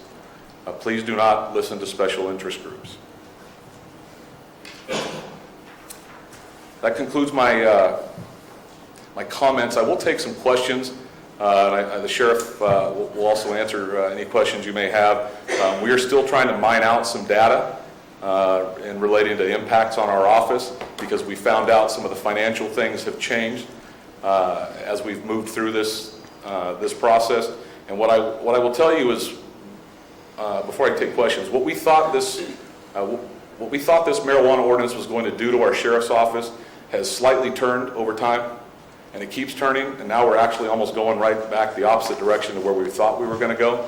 And it hasn't turned in a good way. It's actually turned us around. And instead of the sheriff's office seeing an influx of funding to help us deal with this, in reality now it's costing us far more money than we're bringing in, and it's also costing us a lot of problems with staff and equipment and being constantly behind trying to catch up. Thank you. Thank you, Captain. Supervisor Tofanelli, you have any questions of the Sheriff's Department? Jim, are there still grants available out there for eradication? Yeah, I'll talk about grants, and the DEA grant is in fact a grant that can support eradication. After 9/11, the majority of the grants that came out were pretty free and loose. The bulk of the grants that come out today, because the federal government has gotten a little sharper, you expend the money first and then you get reimbursed. And let me tell you what the issue with that, I think Mr. Lopez will agree, when you expend the money first and you wait on a state or federal agency to reimburse you, it doesn't always reimburse you wholly, doesn't always reimburse you timely, and in some cases it jumps across the end of your fiscal year, so it makes it very difficult to balance your budget. Ultimately, I think what you're asking for is what kind of help can we get. We have worked with the federal government on cases. I'm not going to get into details due to the nature of the investigations. And the sheriff mentioned just how many other agencies we've had help us. But when it comes to funding, I want you to understand we could utilize more funding, but the problem at hand is the funding is not going to outpace what's going on in the county as it relates to marijuana. And people also have their own job to do, and I would be very cautious to have Calaveras County be reliant upon outside funding or an outside agency to fix an internal problem. It generally doesn't work. Thank you. Supervisor Garamendi? Thank you, Captain and Sheriff, for the presentation. Thank you for your presentation. I think it was very clear that, the sheriff called out that we need to extend the urgency ordinance, so I won't dwell on that issue. But I wanted to know, what would be the impacts to the sheriff's department under a ban versus regulation, materially? The initial impact would depend on when council decided the funding would dry up, okay? And then we would receive an influx of calls by the public relating to illegal marijuana grows. Depending on the language of that ban and our ability to eradicate those grows in a timely manner would directly affect how long it would take us to get caught up or to address those specific issues. Some people are going to leave on their own. Some people are going to comply, but there's going to be others who are not. They're going to roll the dice and or try and manipulate the ban into itself. So I think we would be seeing a significant increase probably in calls from people who had already called and complained about marijuana grows and or new people that would call. So short term, I think that would be the money and a significant increase in calls. Long term, I think if the sheriff's office and whatever other law enforcement agencies were working with us, we're able to send a very clear message to what is allowed and what is not allowed, we would eventually decrease those calls and we would decrease our basic costs. I'm not going to sit here and tell you that marijuana isn't still going to be grown here. It is going to be grown here. It's just the manner in which it's being grown, the size, and the individuals involved. How would you, knowing that, according to the reports I've seen, we'll be giving back the marijuana fees, there is no new money in this county. How will you staff the eradication efforts? We would continue to staff it with overtime from patrol and call on our allied agency partners. And something that I think is important, Supervisor Garamendi, when you're dealing with a land use issue, the due process portion of eradicating marijuana is lengthy, and that's been part of the problem with the current ordinances. There's no incentive to self-police yourself. Why not stretch it out and harvest? When it's criminal, that marijuana gets eradicated that day. That shrinks our costs down significantly. We send staff in, we eradicate the marijuana, we get out. We're not doing a bunch of investigations, interviews, chasing false fraudulent documents all over the country, and in some cases now internationally.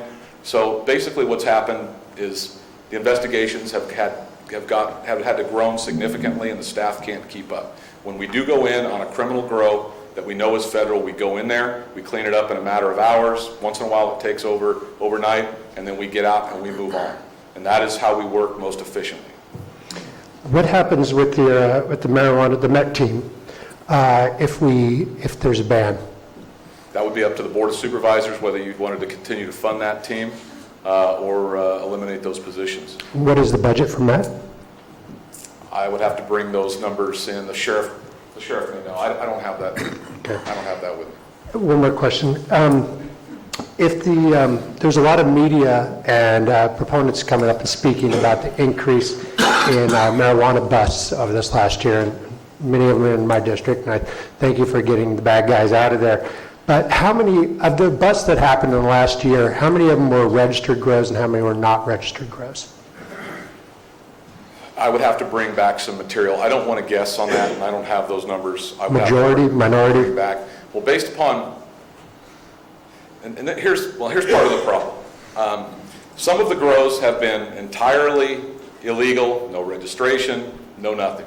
Right. Some of them have been registered to do one thing and are actually doing another, or they're outside of the ordinance. So can you repeat your question one more time again? I wanted to know which of the ones that we've been eradicating or doing abatement on, how many of them were registered grows and how many were not? Were part of that illegal group? You'll have to give me some time to get back to you on that. I don't have that. And just, I mean, this is a pie in the sky kind of question, but if we had adequate funding through Measure C and fees brought upon registered growers, how long do you think it would take the Sheriff's Department and your side of this equation to sort of bring this under control to a reasonable number where we had compliant growers and the bad guys were gone, assuming you had the resources you needed? Please keep in mind this is very anecdotal and maybe a little bit theoretical, but I think 3 to 4 years, and after a year or two, I could give you a much better assessment because it would depend on how many people left on their own, and it also is going to depend on us actually being able to gather information and intelligence on how many people are still here and are still growing. And that's been part of the problem because some of these grows are interconnected, some of them are not. And so it's very tough to judge numbers because if we end up, if somebody leaves that is purporting to grow one area and in reality they have 5 others, you know, that makes a much bigger impact than just the one person leaving on their own. Right, so just summarize, if you guys had everything that you needed. I would estimate 3 to 4 years to get back to where we were before this problem started. Thank you. Supervisor Clapp? No questions? Supervisor Mills? Yes, Captain, thank you for your presentation, Sheriff, for the discussions that we've had. As you know, I've been sitting in this audience for literally years, watching all of this transpire. And the question still comes back to how you're going to pay for it or the funding sources that are needed. So if we don't really know the true cost of compliance, we don't really know what the costs of these, the complaint-driven costs, we don't know what the funding need is going to be. So we really have to have a very clear discussion on not so much what the cost of compliance with the application process was, but the cost of all of the other, what I call unanticipated or anticipated needs that have come about with your department as a result of this. And I don't go back to May 10th on this. I'm going back, we need to see trending. We need to see 2, 3, 5 years worth of how's this been working out and what got us to here, so we know what we have to have when we get over here. You follow where I'm going? So, you know I can help, but I need to really know what that number is going to be, just a rough number, so we know where we're going to go. So we have been collecting our costs, okay, and we were collecting our costs under the assumption that we were going to be able to bill against the marijuana fund for all of our costs. And we were notified midway through that the game has now changed, so we're having to bifurcate those costs, okay? We are still tracking those. What the Sheriff's Office cannot track is the cost impacts to Child Protective Services, to the hospital emergency room, to California Highway Patrol, to Caltrans, to Cal Fire, to Department of Water Resources, Fish and Game, all those other entities that are being affected by this, because I don't know they're being as careful as we are in tracking their marijuana-related costs. What I can tell you, though, is the crime-related costs, the violent crime-related costs to the Sheriff's Office as it relates to marijuana has unequivocally, significantly gone up. That I can tell you anecdotally, and I will support that later on when we show you how much some of these cases, and I'll bring individual cases before the board, how much those are costing us. And to kind of reiterate and talk a little bit more about that, you got to understand too that we've only had 6 months worth of eradications that we did from June to December when things pretty much came to an end. But the problem is we still have ongoing costs because they're still dealing with a homicide case. They're still doing backgrounds into new cases or cases that they've been working. And the fact is that we didn't have the manpower to deal with all that we needed to deal with. So had we had the manpower, who knows how many more cases we would be able to deal with or that we would be dealing with. So to try and give you a hard number right now is very irrelevant. It's very difficult to do. You have to have time to put some statistics together. Like Captain Macedo said, we can give you some hard numbers on what each individual case cost for us. That doesn't account the DA and their prosecution and everybody else that got involved in it. But you're asking for a question that we can't really give you an answer to. Because you don't know. And again, it depends on how many people we have. If I was able to hire those 4 other guys, we would have had a lot more cases. No, I fully understand where you're trying to go with it. My point is that if you're not receiving application money for providing these services, sir, it's coming out of your budget. Absolutely. And that's the bottom line, is what do we need to backfill in that budget to make your organizational functional and to do what it needs to do. So it's really, that's the discussion that I feel we need to have as a board, as to how to provide you with the funding revenue to meet your goals. Right. Well, and part of that is if we can get the funding squared away with the marijuana ordinance monies, that's one issue.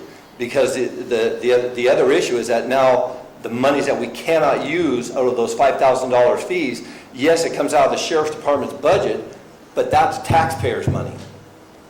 That's not my money. No. That is the taxpayers' money. So instead of the marijuana growers being able to police them with their funding, now the citizens of the county are having to foot that bill. So that could be a shortfall to the general fund revenue stream, or even the one-time monies, whether we like it or not. We need to identify what that shortfall is so we can start accounting for it.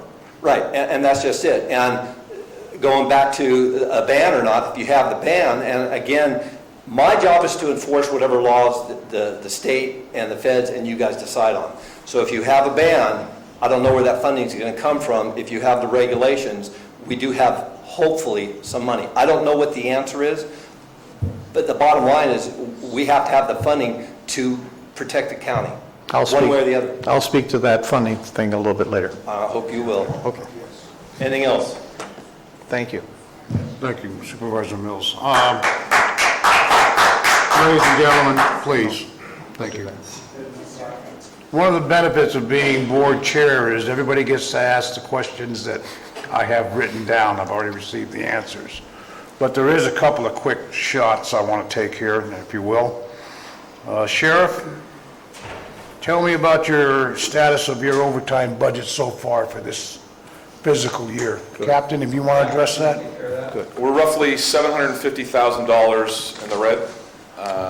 That's a rough number. I didn't bring my budget info with me, but yeah, it's about $750,000, give or take. I do want to clarify, though, that although we are significantly in the red, when we put on our budget presentation, if you will see where we were at a few years ago, we would have been in the black. These are cuts we've had to make, and those cuts came out of the overtime budget. And in addition, when we came before the board during preliminary budget, we told you we would not be surviving with the overtime allotment, that we would have to come back to the board. In general terms, excuse me, identify any methamphetamine problems compared to the last 2 to 3 years. Has that increased, decreased in the county? Methamphetamine problem, although it has changed, it has stayed probably steady. We're seeing less labs as far as manufacture goes, significantly more. It's a statewide trend. However, we do see conversion labs, and without getting into the chemistry of that, basically the meth is a little more finished by the time it gets here, and it's just being processed in its final stage. We still have a methamphetamine problem in the county.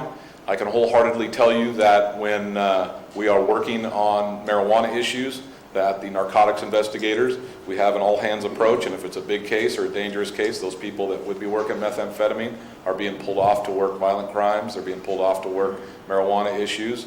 And while that may seem backwards to some of you, based upon a danger and safety kind of criteria that we go through before we approach things, we only have so much staff to go around.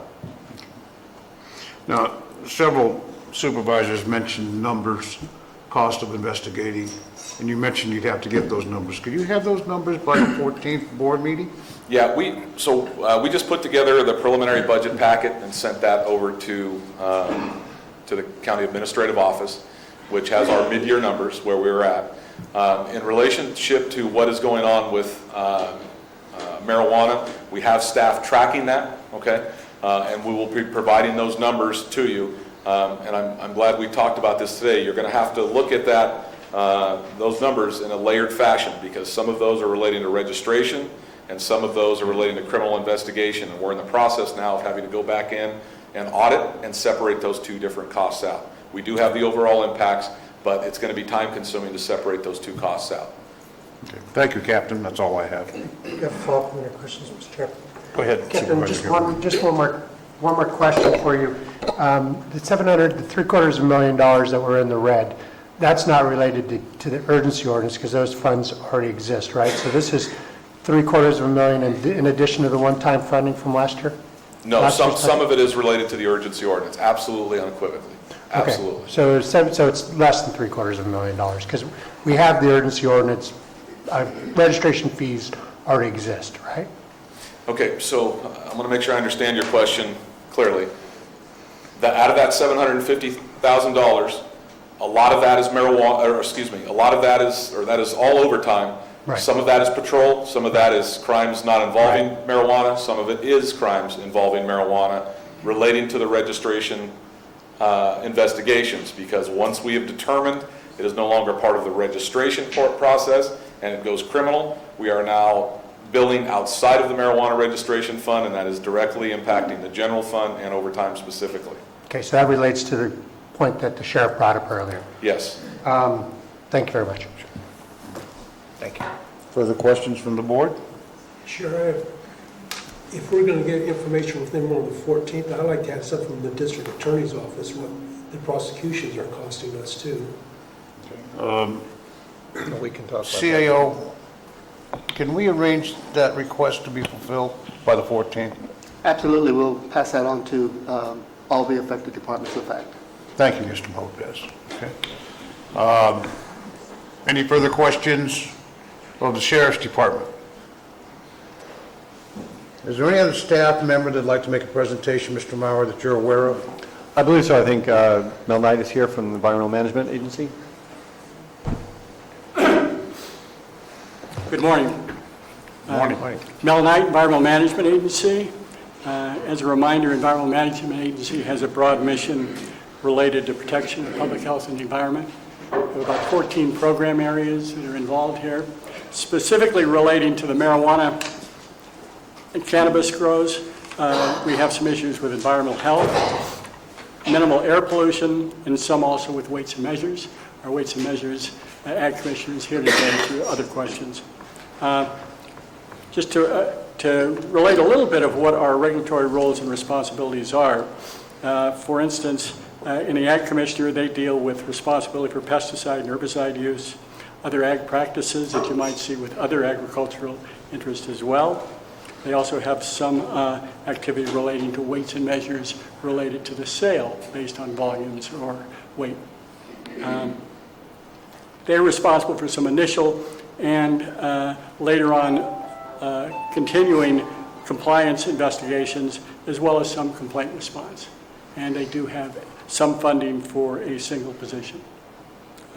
Environmental health is responsible for potable water, on-site waste, including septic systems, solid waste practices, regulation of hazardous waste, as well as all their other practices relate to hazardous materials. We are responsible for an initial and later periodic inspections, as well as complaint response. There are 2 funded positions that were included in last year's budget, or the budget was approved last year. Issues at this time are, while we've had 2 positions approved, the continued uncertainty has been somewhat difficult related to recruiting qualified folks with appropriate certifications and registrations to do the work. So much of what we're doing is being done relative to the staffing that currently exists in the department, dedicated to other functions at times. There is adequate resources available. The issue here mainly, though, is in recruitment and retention. It's already been difficult to find qualified registered environmental health specialists and other certified specialists. And when you have the fact that the position may not have a long duration, it becomes even more difficult to do recruitments. So we're trying to deal with that, although again, that's something that we potentially can deal with over time. This just about doubles our inventory of activities. This county does not have a tremendous number of regulated hazmat facilities, for instance. So when you take potentially evaluations of 700-plus sites to be evaluated for whether or not their quantities and types of hazardous materials and their waste practices are to be evaluated, that does involve quite a bit of work. And again, it's something that is within the scope of our work. It's something we do. The ordinance didn't bring these in as new requirements. It just brought in a new expanded inventory for us to deal with. Again, I'm confident that over time we will be able to have this integrated into the rest of our program workload, but it's one that it will be very helpful when we have a certainty as to where the program is headed. And Kevin, did you wish to make some comments?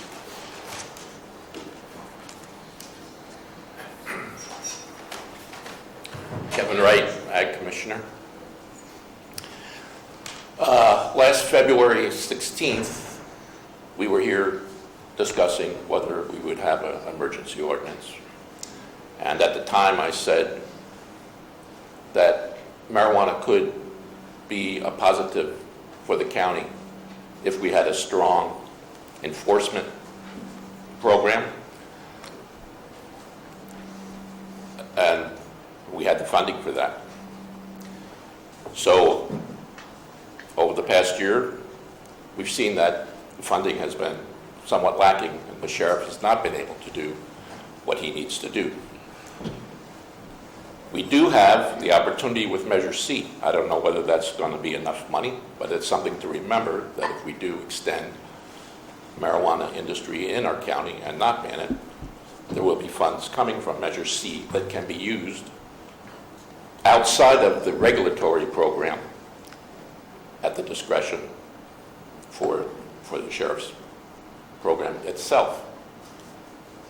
And so that's something to consider. The other thing, a ban might possibly work to backfire. When you think about it, if there's no fees put on the growers, and if there's not enough enforcement in the county, people already know that this is a great county to grow marijuana in. You could wind up with more people coming in here, growing illegally, hiding out. So that could happen. The other thing is, in 2018, the state's programs are going to be put into effect. They will no longer be just talking about it. They're going to have their programs in place, and they're going to be charging fees for the services that they provide. If growing marijuana is illegal in the county, they will not provide any services to our county because they won't be collecting any funds for themselves. And there's the whole impetus for this thing came from the governor's office to start with. Marijuana is going to be legal in California, looking at the state as a whole. So, the state is planning many bureaus. For one, the Bureau of Marijuana Control within the Department of Consumer Affairs for enforcement and licensing for transport, storage, distribution, and sale of marijuana within the state. It is written in the law that there will be sufficient number of peace officers for purposes of enforcing the division. The Department of Health will administer provisions related to the manufacturing and testing of marijuana products. And the California Department of Agriculture is developing regulations to establish cannabis cultivation, licensing, and a track and trace system. That includes the medical cannabis cultivation program.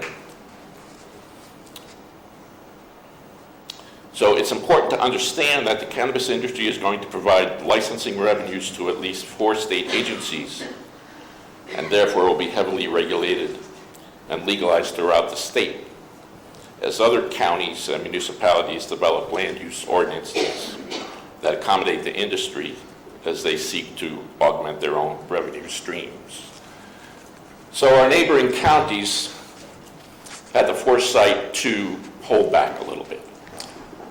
And they waited for the state to catch up. We took a step out ahead. But now these counties are seeing, they're starting to have their own conversations. And in their conversations, they're talking about legalizing the industry with the help of the state behind them. So our choice is to backtrack and ban or move forward.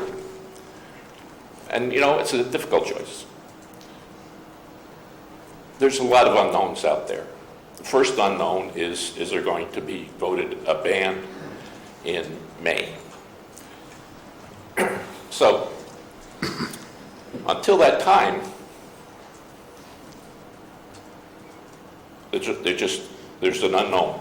If we do away with our urgency ordinance, what do we have between now and then? What position is the county in to enforce any of its laws? So I have to agree with the sheriff that we need to extend the urgency ordinance, at least until we see how the vote goes in May. The other thing is, it's very difficult right here at this point to come up with a perfect solution or any kind of a solution to modify that ordinance, because it's going to need more study than we can give it right here. This ordinance, to be working on a permanent ordinance, as the sheriff said, and other people have said, it's going to need extensive revision. So at this point, I would recommend, as along with the sheriff, that we just extend the urgency ordinance as it now stands. Wait to see what happens with the ban on the vote. If the ban is not enacted, we need to be working on a permanent ordinance that is extensively vetted and changed, whether the sheriff can support it and the people in the county can support it. Thank you. Thank you, Commissioner.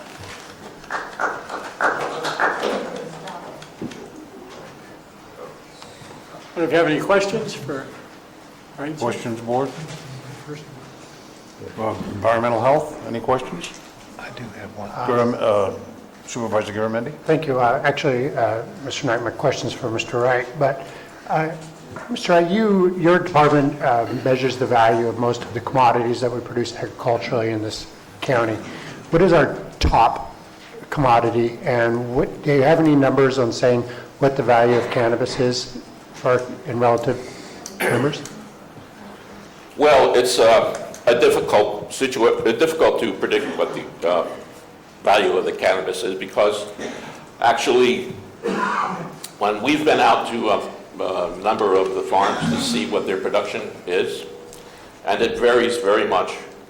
On a half an acre, we've seen production as low as 75 pounds and as high as 1,500 pounds.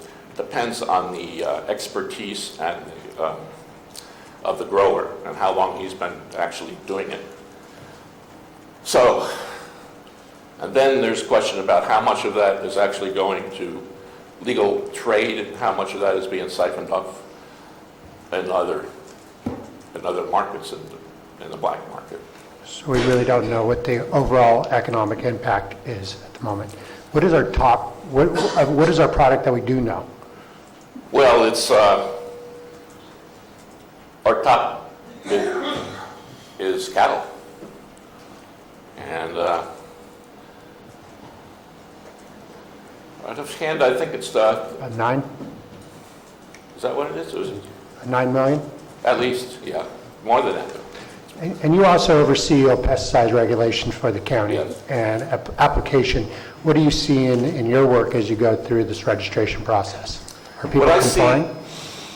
well, the people who are in compliance are the ones who we deal with, because we go out by ourselves. We give a call to the registered grower and we go visit them. And what we see there is that most of them are in compliance. But we're not dealing with the unregistered grows or the grows that are problematic. The illegal grows. Yes. But one thing I will have to say is that the one thing that the Department of Pesticide Regulation has told us, and that the State Ag Department told us, is that if the county bans legal marijuana grows, if they ban it, then we won't have the ability to enforce our own permitting process, because it will be illegal in the county. Therefore, we can't issue permits for, like, operator ID, so they report the use of their chemicals to us. Because there won't be any funding for it. Thank you. Sure. Supervisor Tofinelli? I have a question, maybe both we can answer. You said when you went out to visit sites, you say that they're in compliance when it comes to chemicals. Yes. Most of the sites, let me finish the question, please. Most of the sites, or the largest sites, can only be half an acre. Now, when you say they're in compliance, are they in compliance because of how they store the chemicals that they're storing, or is there regulations or any way of tracking what they are putting on there, what they are using, or in the amounts they're using it on only this half an acre? And also, when you went and visited these sites, and I'm assuming you're saying they're in compliance, was it because they stored them properly inside a building? Was there MSDS sheets posted, which are required to be posted for not only employees, but for you when you come in to inspect, or even if there's a fire or hazard there, so they know what they're dealing with? Is all of that what you're talking about is compliant? Yes. Most of our visits have been for educational purposes. So we're looking to see what they actually have. And most of the chemicals that they have are of low toxicities, and chemicals that can be used on things like, let's say, leafy greens. So they're not the restricted materials that they would be illegal to be in their possession in the first place. So what our tasks are is to educate them and to talk to them about the regulations that are going to be coming down the line for them to register with our department and get what they call an operator ID number from us. And so that's what our goal is, and they've been coming in on their own to get that operator ID and thereby start reporting to us what their chemicals that they use are. And like I said, the label of these chemicals are the law. So if they're following the label, then I would say that they're in compliance in that respect. Thank you. And beyond that, on hazardous materials, or whether it be hazmat storage or hazmat waste, there's a set of state and federal laws that they must follow, as must all businesses, regardless of property size. And in general, what we've found is their compliance rate is fairly consistent with what we would see with other legitimate agricultural interests as we deal with them. As the Commissioner mentioned, it's very important that we start with trying to ensure that folks have some understanding of their requirements in law. So we try to include educational activities in our program, followed by audit for compliance, and followed by enforcement for those that are in non-compliance. And that's true for all our regulatory programs in EMA. That's true for all other programs, not only just in This would be industry? true for restaurant inspections, this would be true for gas stations, this would be true for virtually any business that we would regulate. But the regulation, the authority and role we have for the cannabis industry is very similar to what we would do for an orchard, what we would do for any other similar agricultural entity that generate or that utilize chemicals that had certain waste practices. Chair. Supervisor Tofinelli? Supervisor Clapp? Yeah. Supervisor Mills? Thank you. Mr. Knight, I do have a question, because you said that your environmental health activity has doubled. Our inventory would be doubled. Yes. And is your cost of handling that inventory then, are you a zero sum against the general fund, or is there a cost Are you getting a true recovery of the costs involved in handling this piece of your department, sir? Well, what I will tell you is that currently we're funded by a combination of fees and general fund augmentation. And you now add to that this fund. And so what we're doing is we will intend to draw down from this fund whatever hours. We track every hour of every field office. We have a management system for that. We will track that, and that will be charged against the cannabis fund. So what it does mean, though, is that every hour spent to that, unless we've added extra help or overtime, every hour spent would be potentially taken away from hours that would have been spent on one of the other program areas. Thank you for bringing that point, because that means then that in essence, there could be a cost of, a service reduction or an ability to provide services reduced simply because of how this is fitting within your department now. And mainly, as I mentioned, though, it's because of recruitment and uncertainty. We have, I believe, the wherewithal to move forward with the program and to implement all our program responsibilities. It's a matter, though, of us staffing up, training up, and being able to have this fully integrated into the workload. As I said, we do about 14 program areas now. This would be a 15th. This is a 15th. Thank you. Supervisor Mills? That's it. No further questions. Any other comments from the board? Questions? I have just a couple. I just wanted to add, for my own department, we hired one person. I don't know, I think you already have a few extra people. But anyway, we hired one people through the marijuana. There are 2 authorized positions. Yeah, so we increased our staff by 1 person, and it's totally paid for by the funds that we receive from the registration. It's a full-time position? Yes, 1 full-time position. And although he works, besides working on the marijuana part of it, he also, because we're so small, he has to do some other things.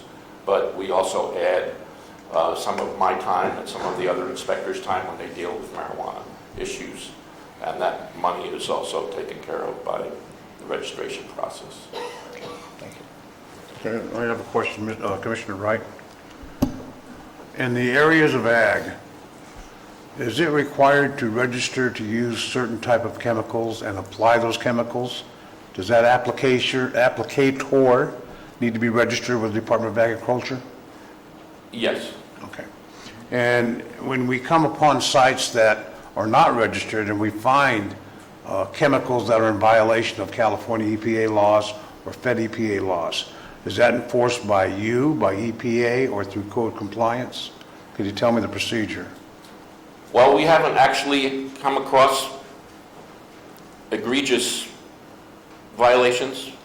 However, the procedure for normal violations that even within the ag community, if let's say they're not wearing their gloves or don't have their goggles on or something like along those lines, that would be an OSHA violation? A civil penalty that we would just administrative violation. Administrative in our office. Okay. Well, let's talk about something directly with the cultivation of marijuana.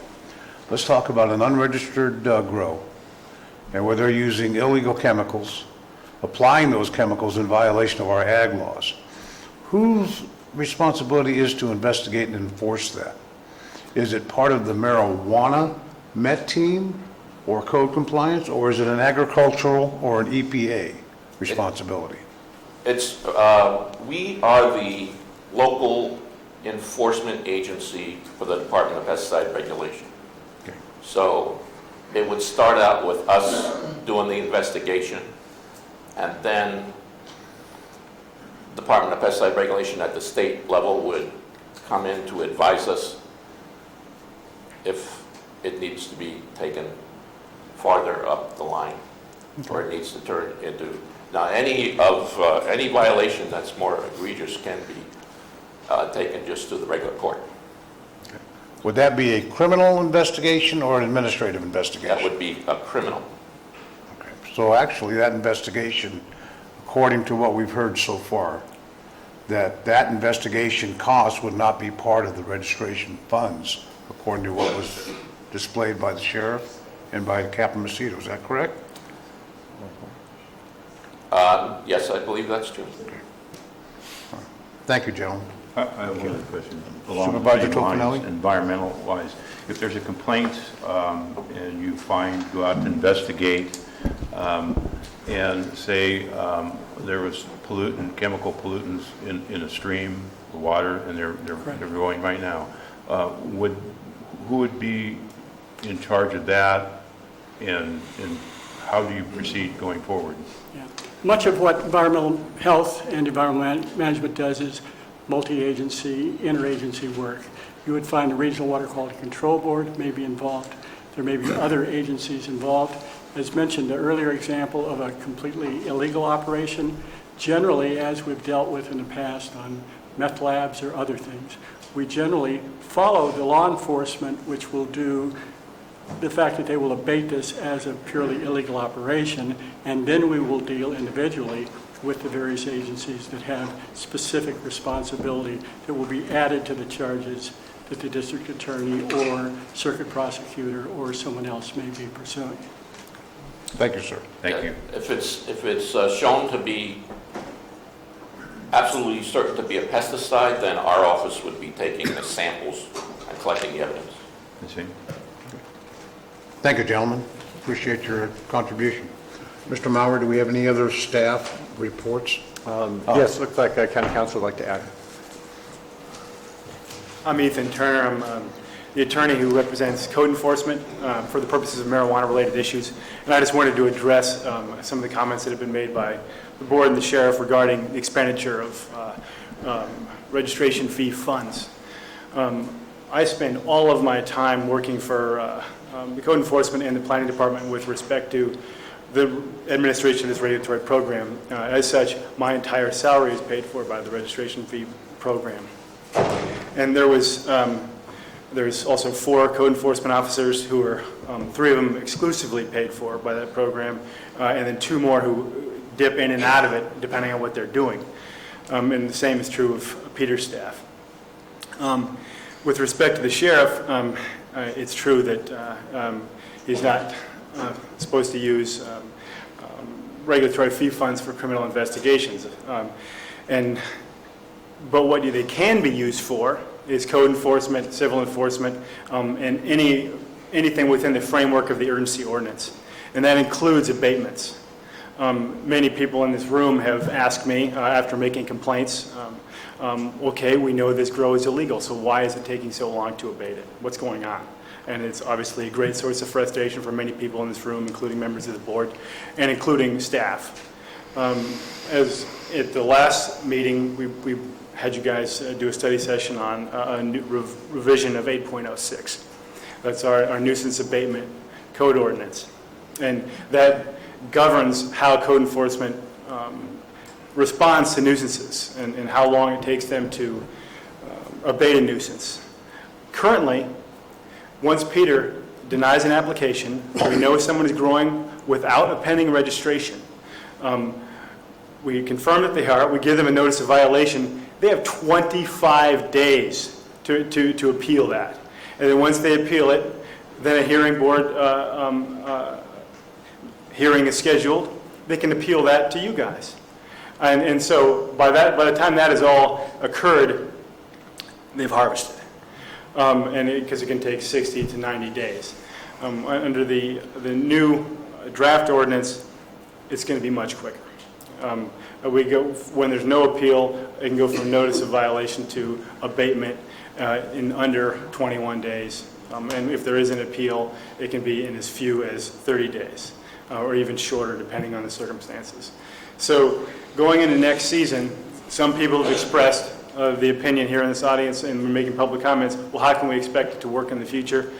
Well, we've brought on new staff. There's new code enforcement officers, new planning staff, and new procedures in place. And it just was a learning curve, a staffing problem, equipment problem, and just a structural problem.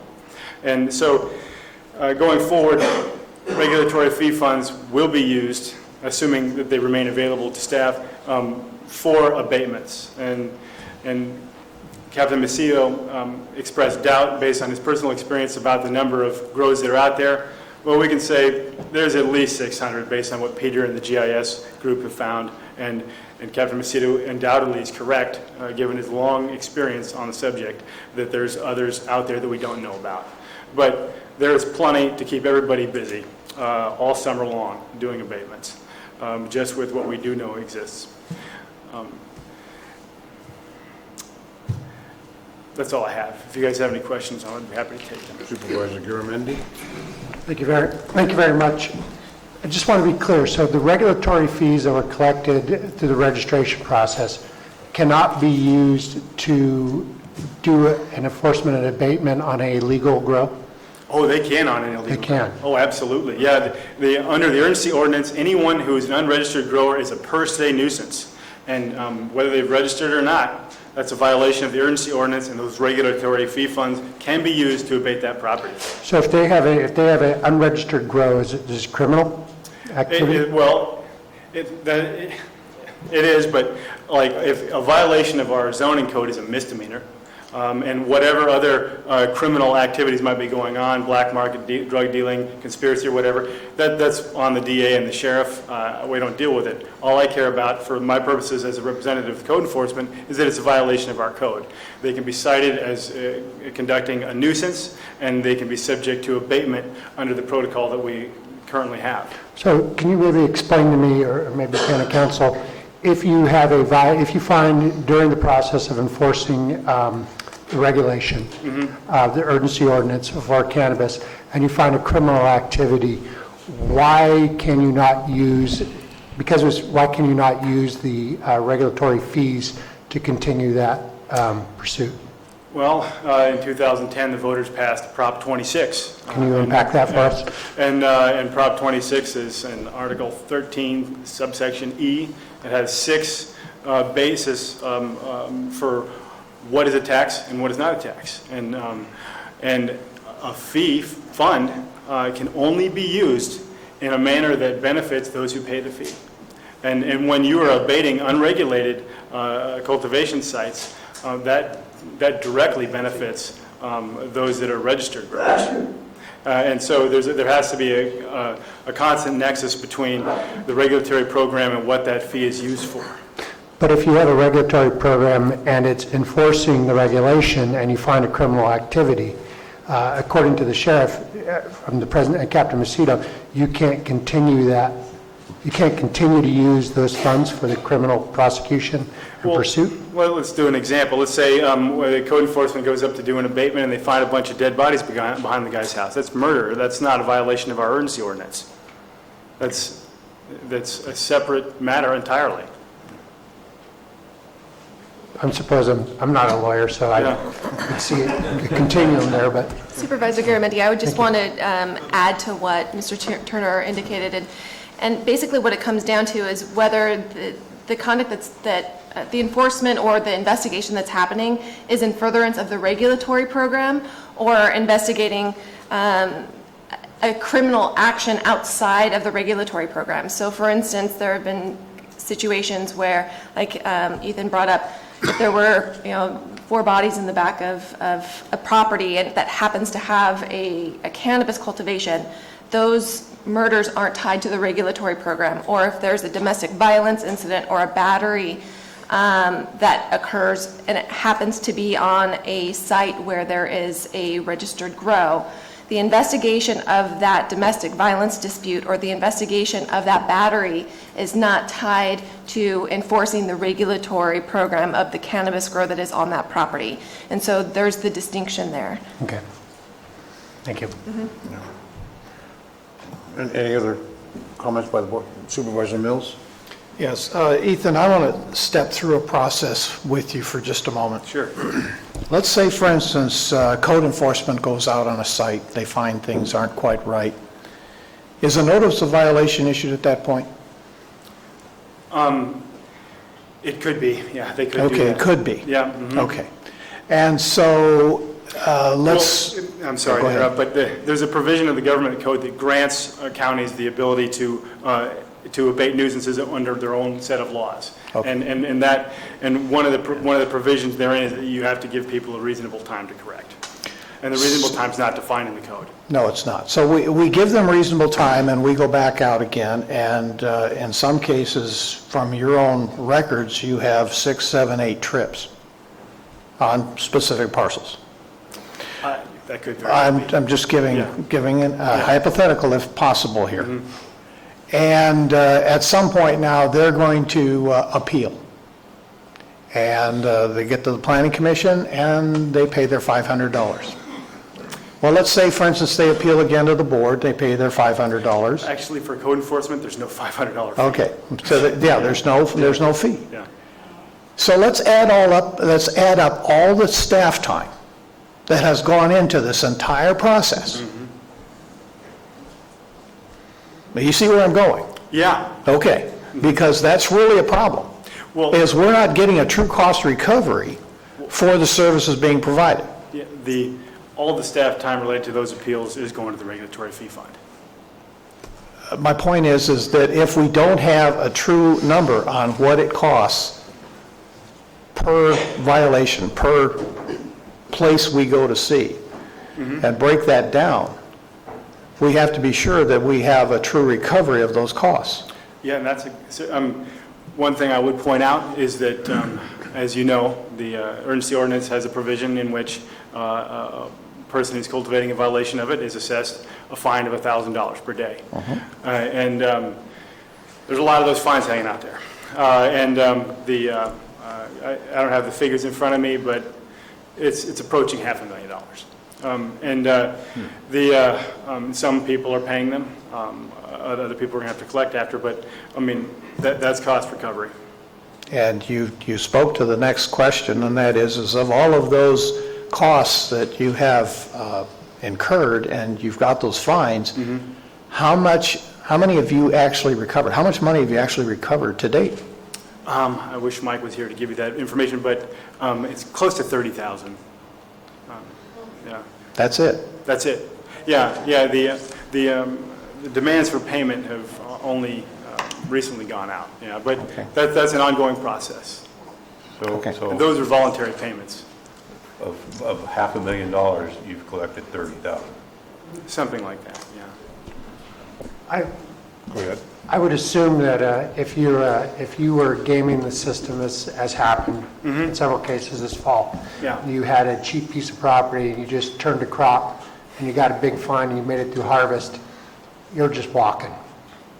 That's what you did. So it'll be on us to collect. That's right. That person would have to be sued in court.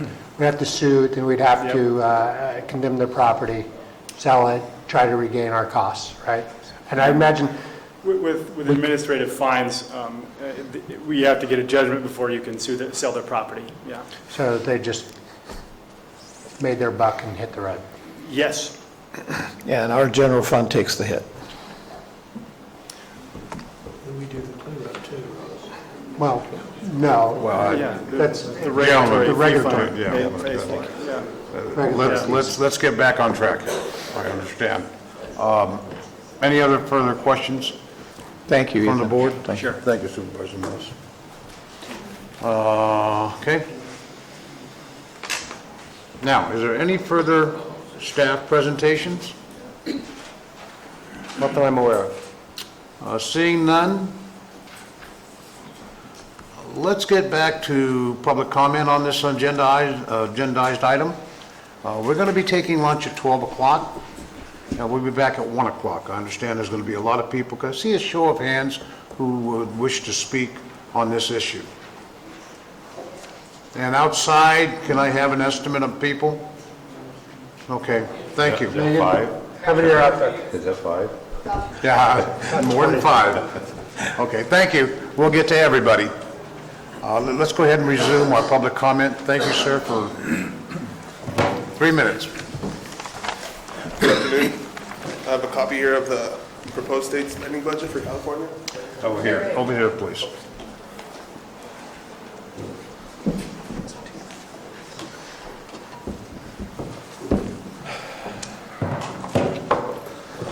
I'm glad the lack of qualified workers was brought to the attention of the council.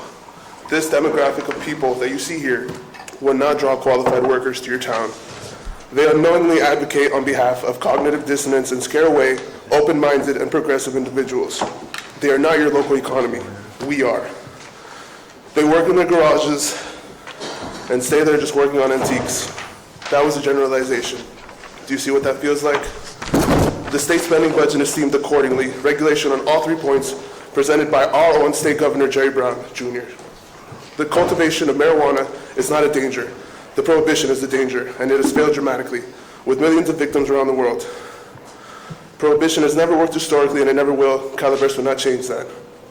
As much as we'd like to give this dying demographic a say in what societal norms should be, to add some meaning to their existence, they have no say in the direction we're going in this industry, only a say in the speed in which we move forward. How many people in this room create their own prescription medicines? Speak to the chair. Nobody, not one person. And there's a reason why. Because they can't. They can't do the quality that Pfizer can. They can't mass produce it. It doesn't make sense for them to. The sick people don't make their own medicine. That is all. Thank you, sir. Thank you very much. Have a good day.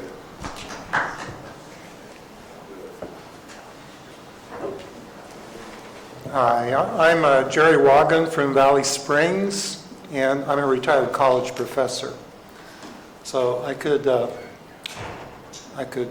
labor this for hours and hours and hours, but I'm going to make it as short as possible. So I wrote a memo that I gave to Diane to copy you people, and my argument is a very, very simple one.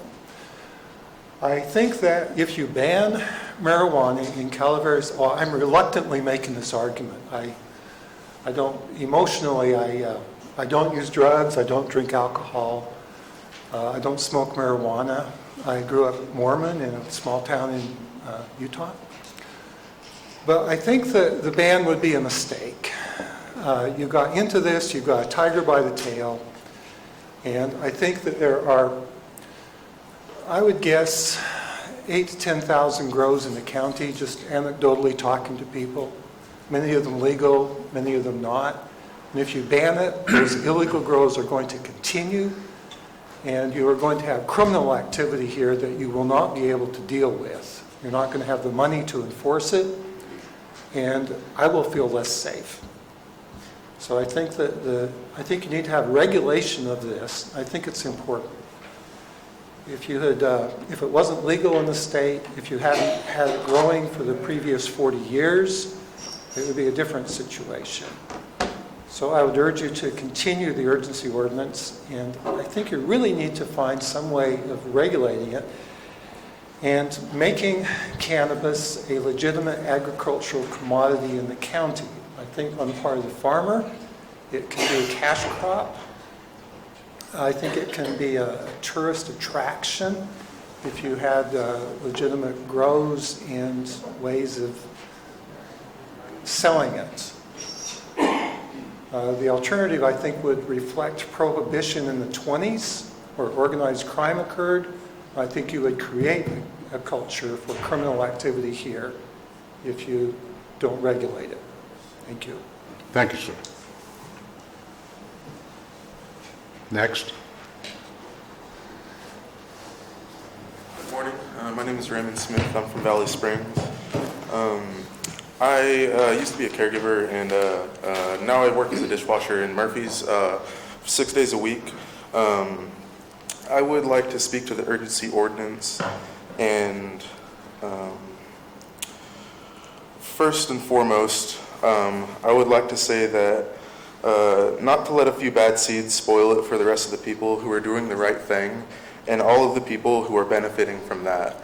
I would also like to speak to the fact that patients do provide their own medicine, and when they cannot provide their own medicines, caregivers provide a program for a structured number of patients to do that. And I also understand that historically it has been one of the biggest contributors to the black market. However, historically we have not had regulations that the legislature has handed down. I would also like to speak to the guidelines from the Attorney General that were given in 2008. Edmund G. Brown Jr. Gave guidelines for the security and non-diversion of marijuana grown for medical use. This is the guidelines that I follow as a responsible caregiver, and furthermore, these are the definition of a primary caregiver under those guidelines. A primary caregiver is a person who is designated as qualified patient and has consistently assumed responsibility for the housing, health, and safety of these patients. It also goes down and says a person may serve as a primary caregiver for more than one patient, provided that the patient and caregiver all reside in the same county. It also says that caregivers may also receive certain compensations for their services. Now, this does not mean that they are turning a profit on that crop and that they're just turning a profit and that this abatement code and the $1,000 a day fine is going to, let me phrase that a different way. We're taking care of people, and we're also being stressed and threatened over a $1,000 a day fine, and what could be under this ban initiative, a $2,500 a day fine. And you're also saying that our property is going to be in jeopardy, and these certain things. I submit to you today that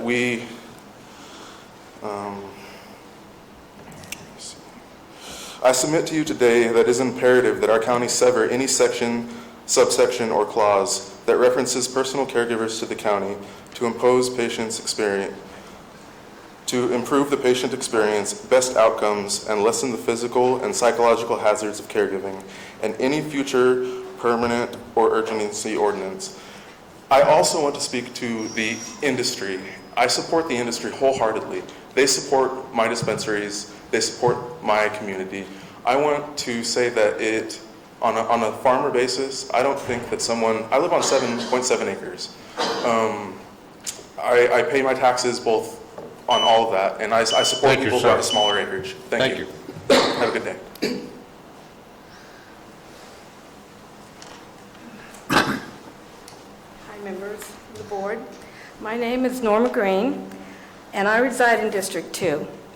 I have a very hard time speaking in public unless I'm passionate about the issue, and I'm very passionate about ridding our county of commercial cannabis growing.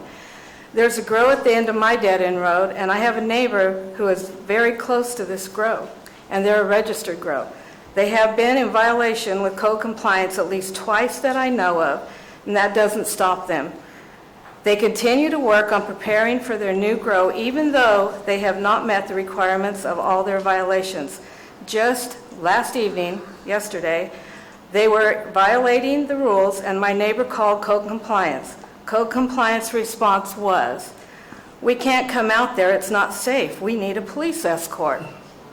My response to that is, if this is just another business of law-abiding farmers, what do they need police escorts for? My husband is a contractor and has inspections a lot throughout his projects. Not ever in 30 years have they ever had to have a police escort to inspect his jobs. There are a lot of reasons to rid this county of commercial cannabis grows, but this is one of my main concerns. We need to feel safe in our own homes. Please give this county back our way of life and fix this mess. I don't care what you do, what it takes, but take care of it. And make us safe in our homes. Thank you. Thank you, ma'am.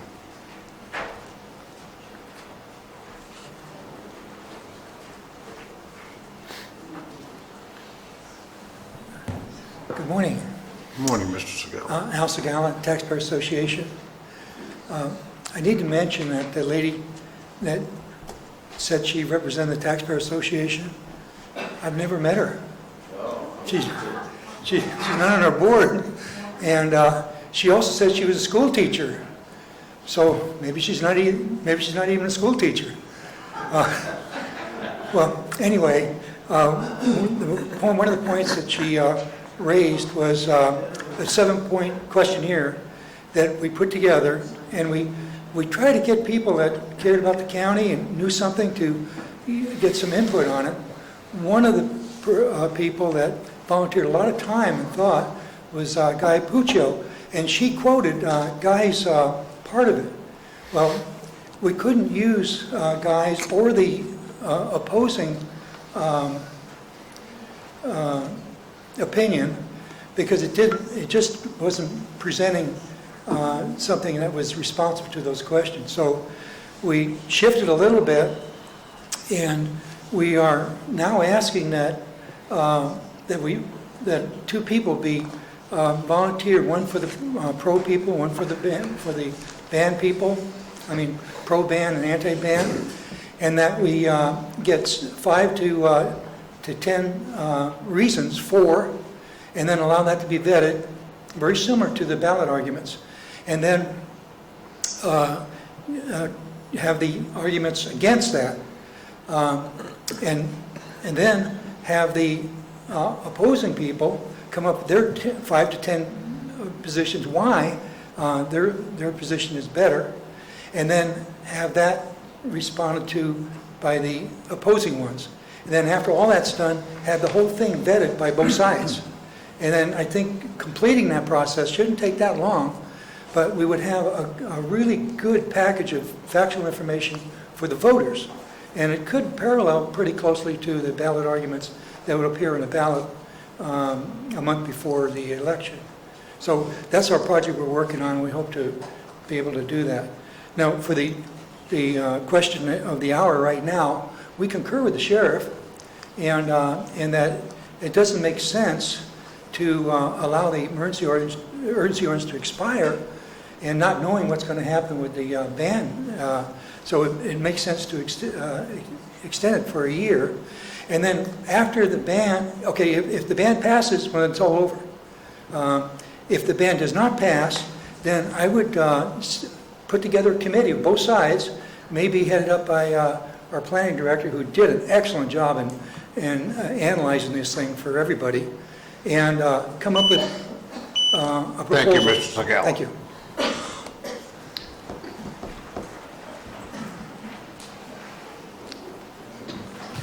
Hello, hi, my name is Tish Chung, and I'm from the Murphys area.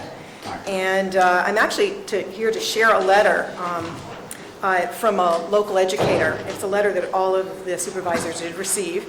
And I just want to read that so the community members can hear this. But marijuana in school communities, observation experiences from an educator's perspective. As a school educator, I've been saddened and sickened and at times inundated on the job by issues related to the growing of marijuana and its presence and impact in our school communities.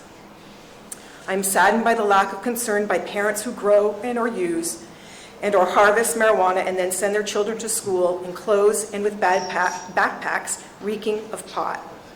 The children have gotten singled out by peers and are humiliated when the stench is so strong that the staff has to intervene and offer new clothes and call the parents. I'm sickened by over 11 cases I've seen in the last 2 years where parents are so involved in the business or have become addicted themselves such that their children are picked up from school by neighbors or relatives or not at all, or dad or mom have gone away because of their involvement. I'm frustrated that our deputies are in such demand over the pot-related issues that it has taken away their ability for proactivity at the schools. I'm furious with parents and other siblings of students who brag or indiscriminately talk about growing or how easy it is to get the medical excuse for marijuana and then supply friends and family and local teens. More furious over stories of children finding stashes of marijuana when on play dates at a friend's house. I'm discouraged that our young students have come across grows and scary people when they've been out and about being kids, that they can't be sure where it is safe to play anymore. I am despondent that some local young people see lucrative business in pot growing and have abandoned their college or career goals and now aspire to become growers and dealers. Marijuana has no place in our school communities. There's no hope in pot around children. For a reality check, come on down to any of our schools, any of our county schools, and join our teachers and aides when we're dealing with marijuana-related counseling, referrals, CPS calls, children crying whose dads were busted for working the harvest, conferences with pot-impaired parents, and intervention plans for kids whose parents who are too stoned to be parents. I hope that adults in our community will consider first the children, the future adult citizens and leaders of Calaveras County, and will take action to protect them from first and second-hand effects of the presence and use of cannabis. This is a letter written by a local educator, and not me, I'm not an educator, but I felt this needed to be heard, so thank you for your time. Thank you, ma'am. Ladies and gentlemen, please be aware there's only one time to the podium for each speaker. Ms. Robinson, is this your first or second time? This is my second time, but I think I need to correct something that was said. I understand, but maybe we can do that a little bit later, but right now it's public Okay. speaking. And I understand your position and your request.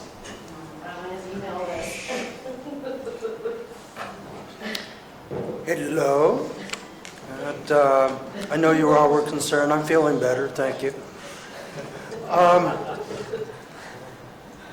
I want to correct a misconception that I heard earlier today, and that about how the urgency order was a complete, total failure. Let's use a different scenario. You cut your hand, okay? Throw a little Bactine on it. It feels a little better. Throw a Band-Aid on it. Looks a little better. You go back an hour later, it is not fixed. It still hurts. It's still there. That's pretty much what we have with the urgency ordinance, okay? It's not like a light switch. We put it together, you folks put it together, Peter put it together, the planning department, and they did an awesome job of doing it, okay? But it takes time for it to work. It's been 6 months. It's going to take 2-3 years. You've heard that time and time again. So no, it has not been a complete failure. Are there flaws in it? Yeah, there are quite a few. But those are workable. Flexibility helps, and it's a learning curve.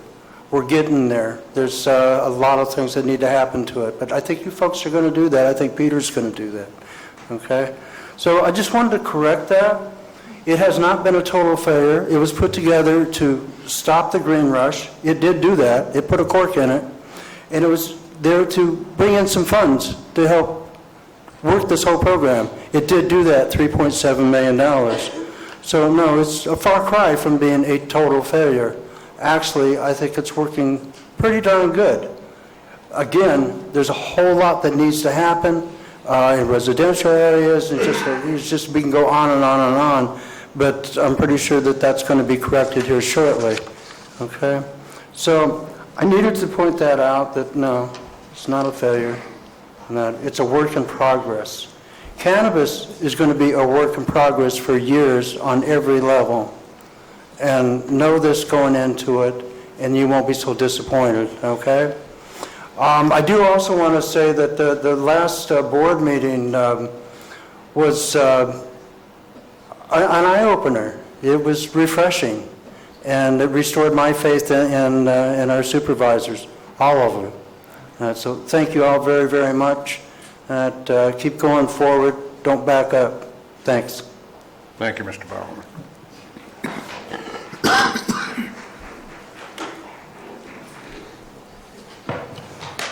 Good morning. My name's Tom Tryon.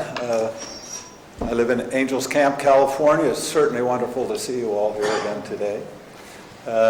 I'd just like to make a comment or an observation that what's before us today is not outlawing marijuana in Calaveras County. Marijuana is going to be legal in Calaveras County. It's going to be plentiful in Calaveras County because it's going to be legal recreationally in the state of California.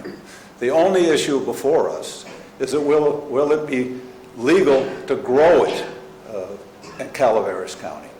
And it's interesting to note that we have a lot of ban supporters here today. We also have a lot of ban supporters that are not here today. And those ban supporters are those that grow illegally in Calaveras County.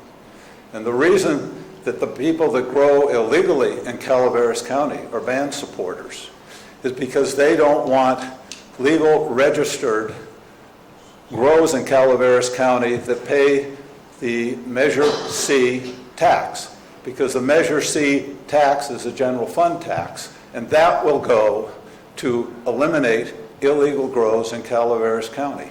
So the ban proponents that are here today, and it's sort of interesting that these two groups, the illegal growers and the ban supporters, which is basically the Republican Central Committee in Calaveras County, support the ban. Now, politically speaking, boy, is that a big tent, and they're both in it. And so you need to really give some thought to what you're proposing here. And those that are proposing a ban need to rethink their position, because the ban proponents will only encourage more illegal growers to come and encourage the expansion of the illegal grows that are here by outlawing legal growing in Calaveras County and outlawing the funding that's necessary to sustain a legal growing cannabis industry in Calaveras County. So I would very much encourage you to extend the emergency ordinance. I would very much encourage you to instruct staff to come up with a working permanent ordinance that will address a lot of the issues that neighbors have to registered grows and improve the quality of the registered grows and make them less offensive to their neighbors, so that we can have a growing, sustainable, publicly supported, legal cannabis industry in Calaveras County. Thank you, Mr. Tryon. Thank you. Ladies and gentlemen, please. We'll take one more speaker, then we'll break for lunch. What happened to our clapping thing? I don't understand. Well, we're not doing that. You can wave if you'd like, sir. But the clapping, we're going to do away with. We have a lot of speakers. Thank you for your input. Go ahead, sir. Hi, my name is Bob Robertson. I live in Murphys. I'd like to go a different direction and talk to the federal government about the federal government and not accepting or recognizing it as a drug. And in doing that, it sounds like that maybe California, even though they approved it to grow it, maybe the whole state is putting herself on a big lawsuit. If the federal government is not accepting it, that's kind of sending a message out there to the nation. And it's something, maybe another direction we should look. And that's all I have to say. Thank you, Mr. Robinson. Okay, ladies and gentlemen, we'll continue our public speaking after lunch. We'll be back here ready to go at 1 o'clock. I'm sorry. Can we make it 1:15? Can we make it 1:15? 1:15. Make it 1:15, ladies and gentlemen. Thank you.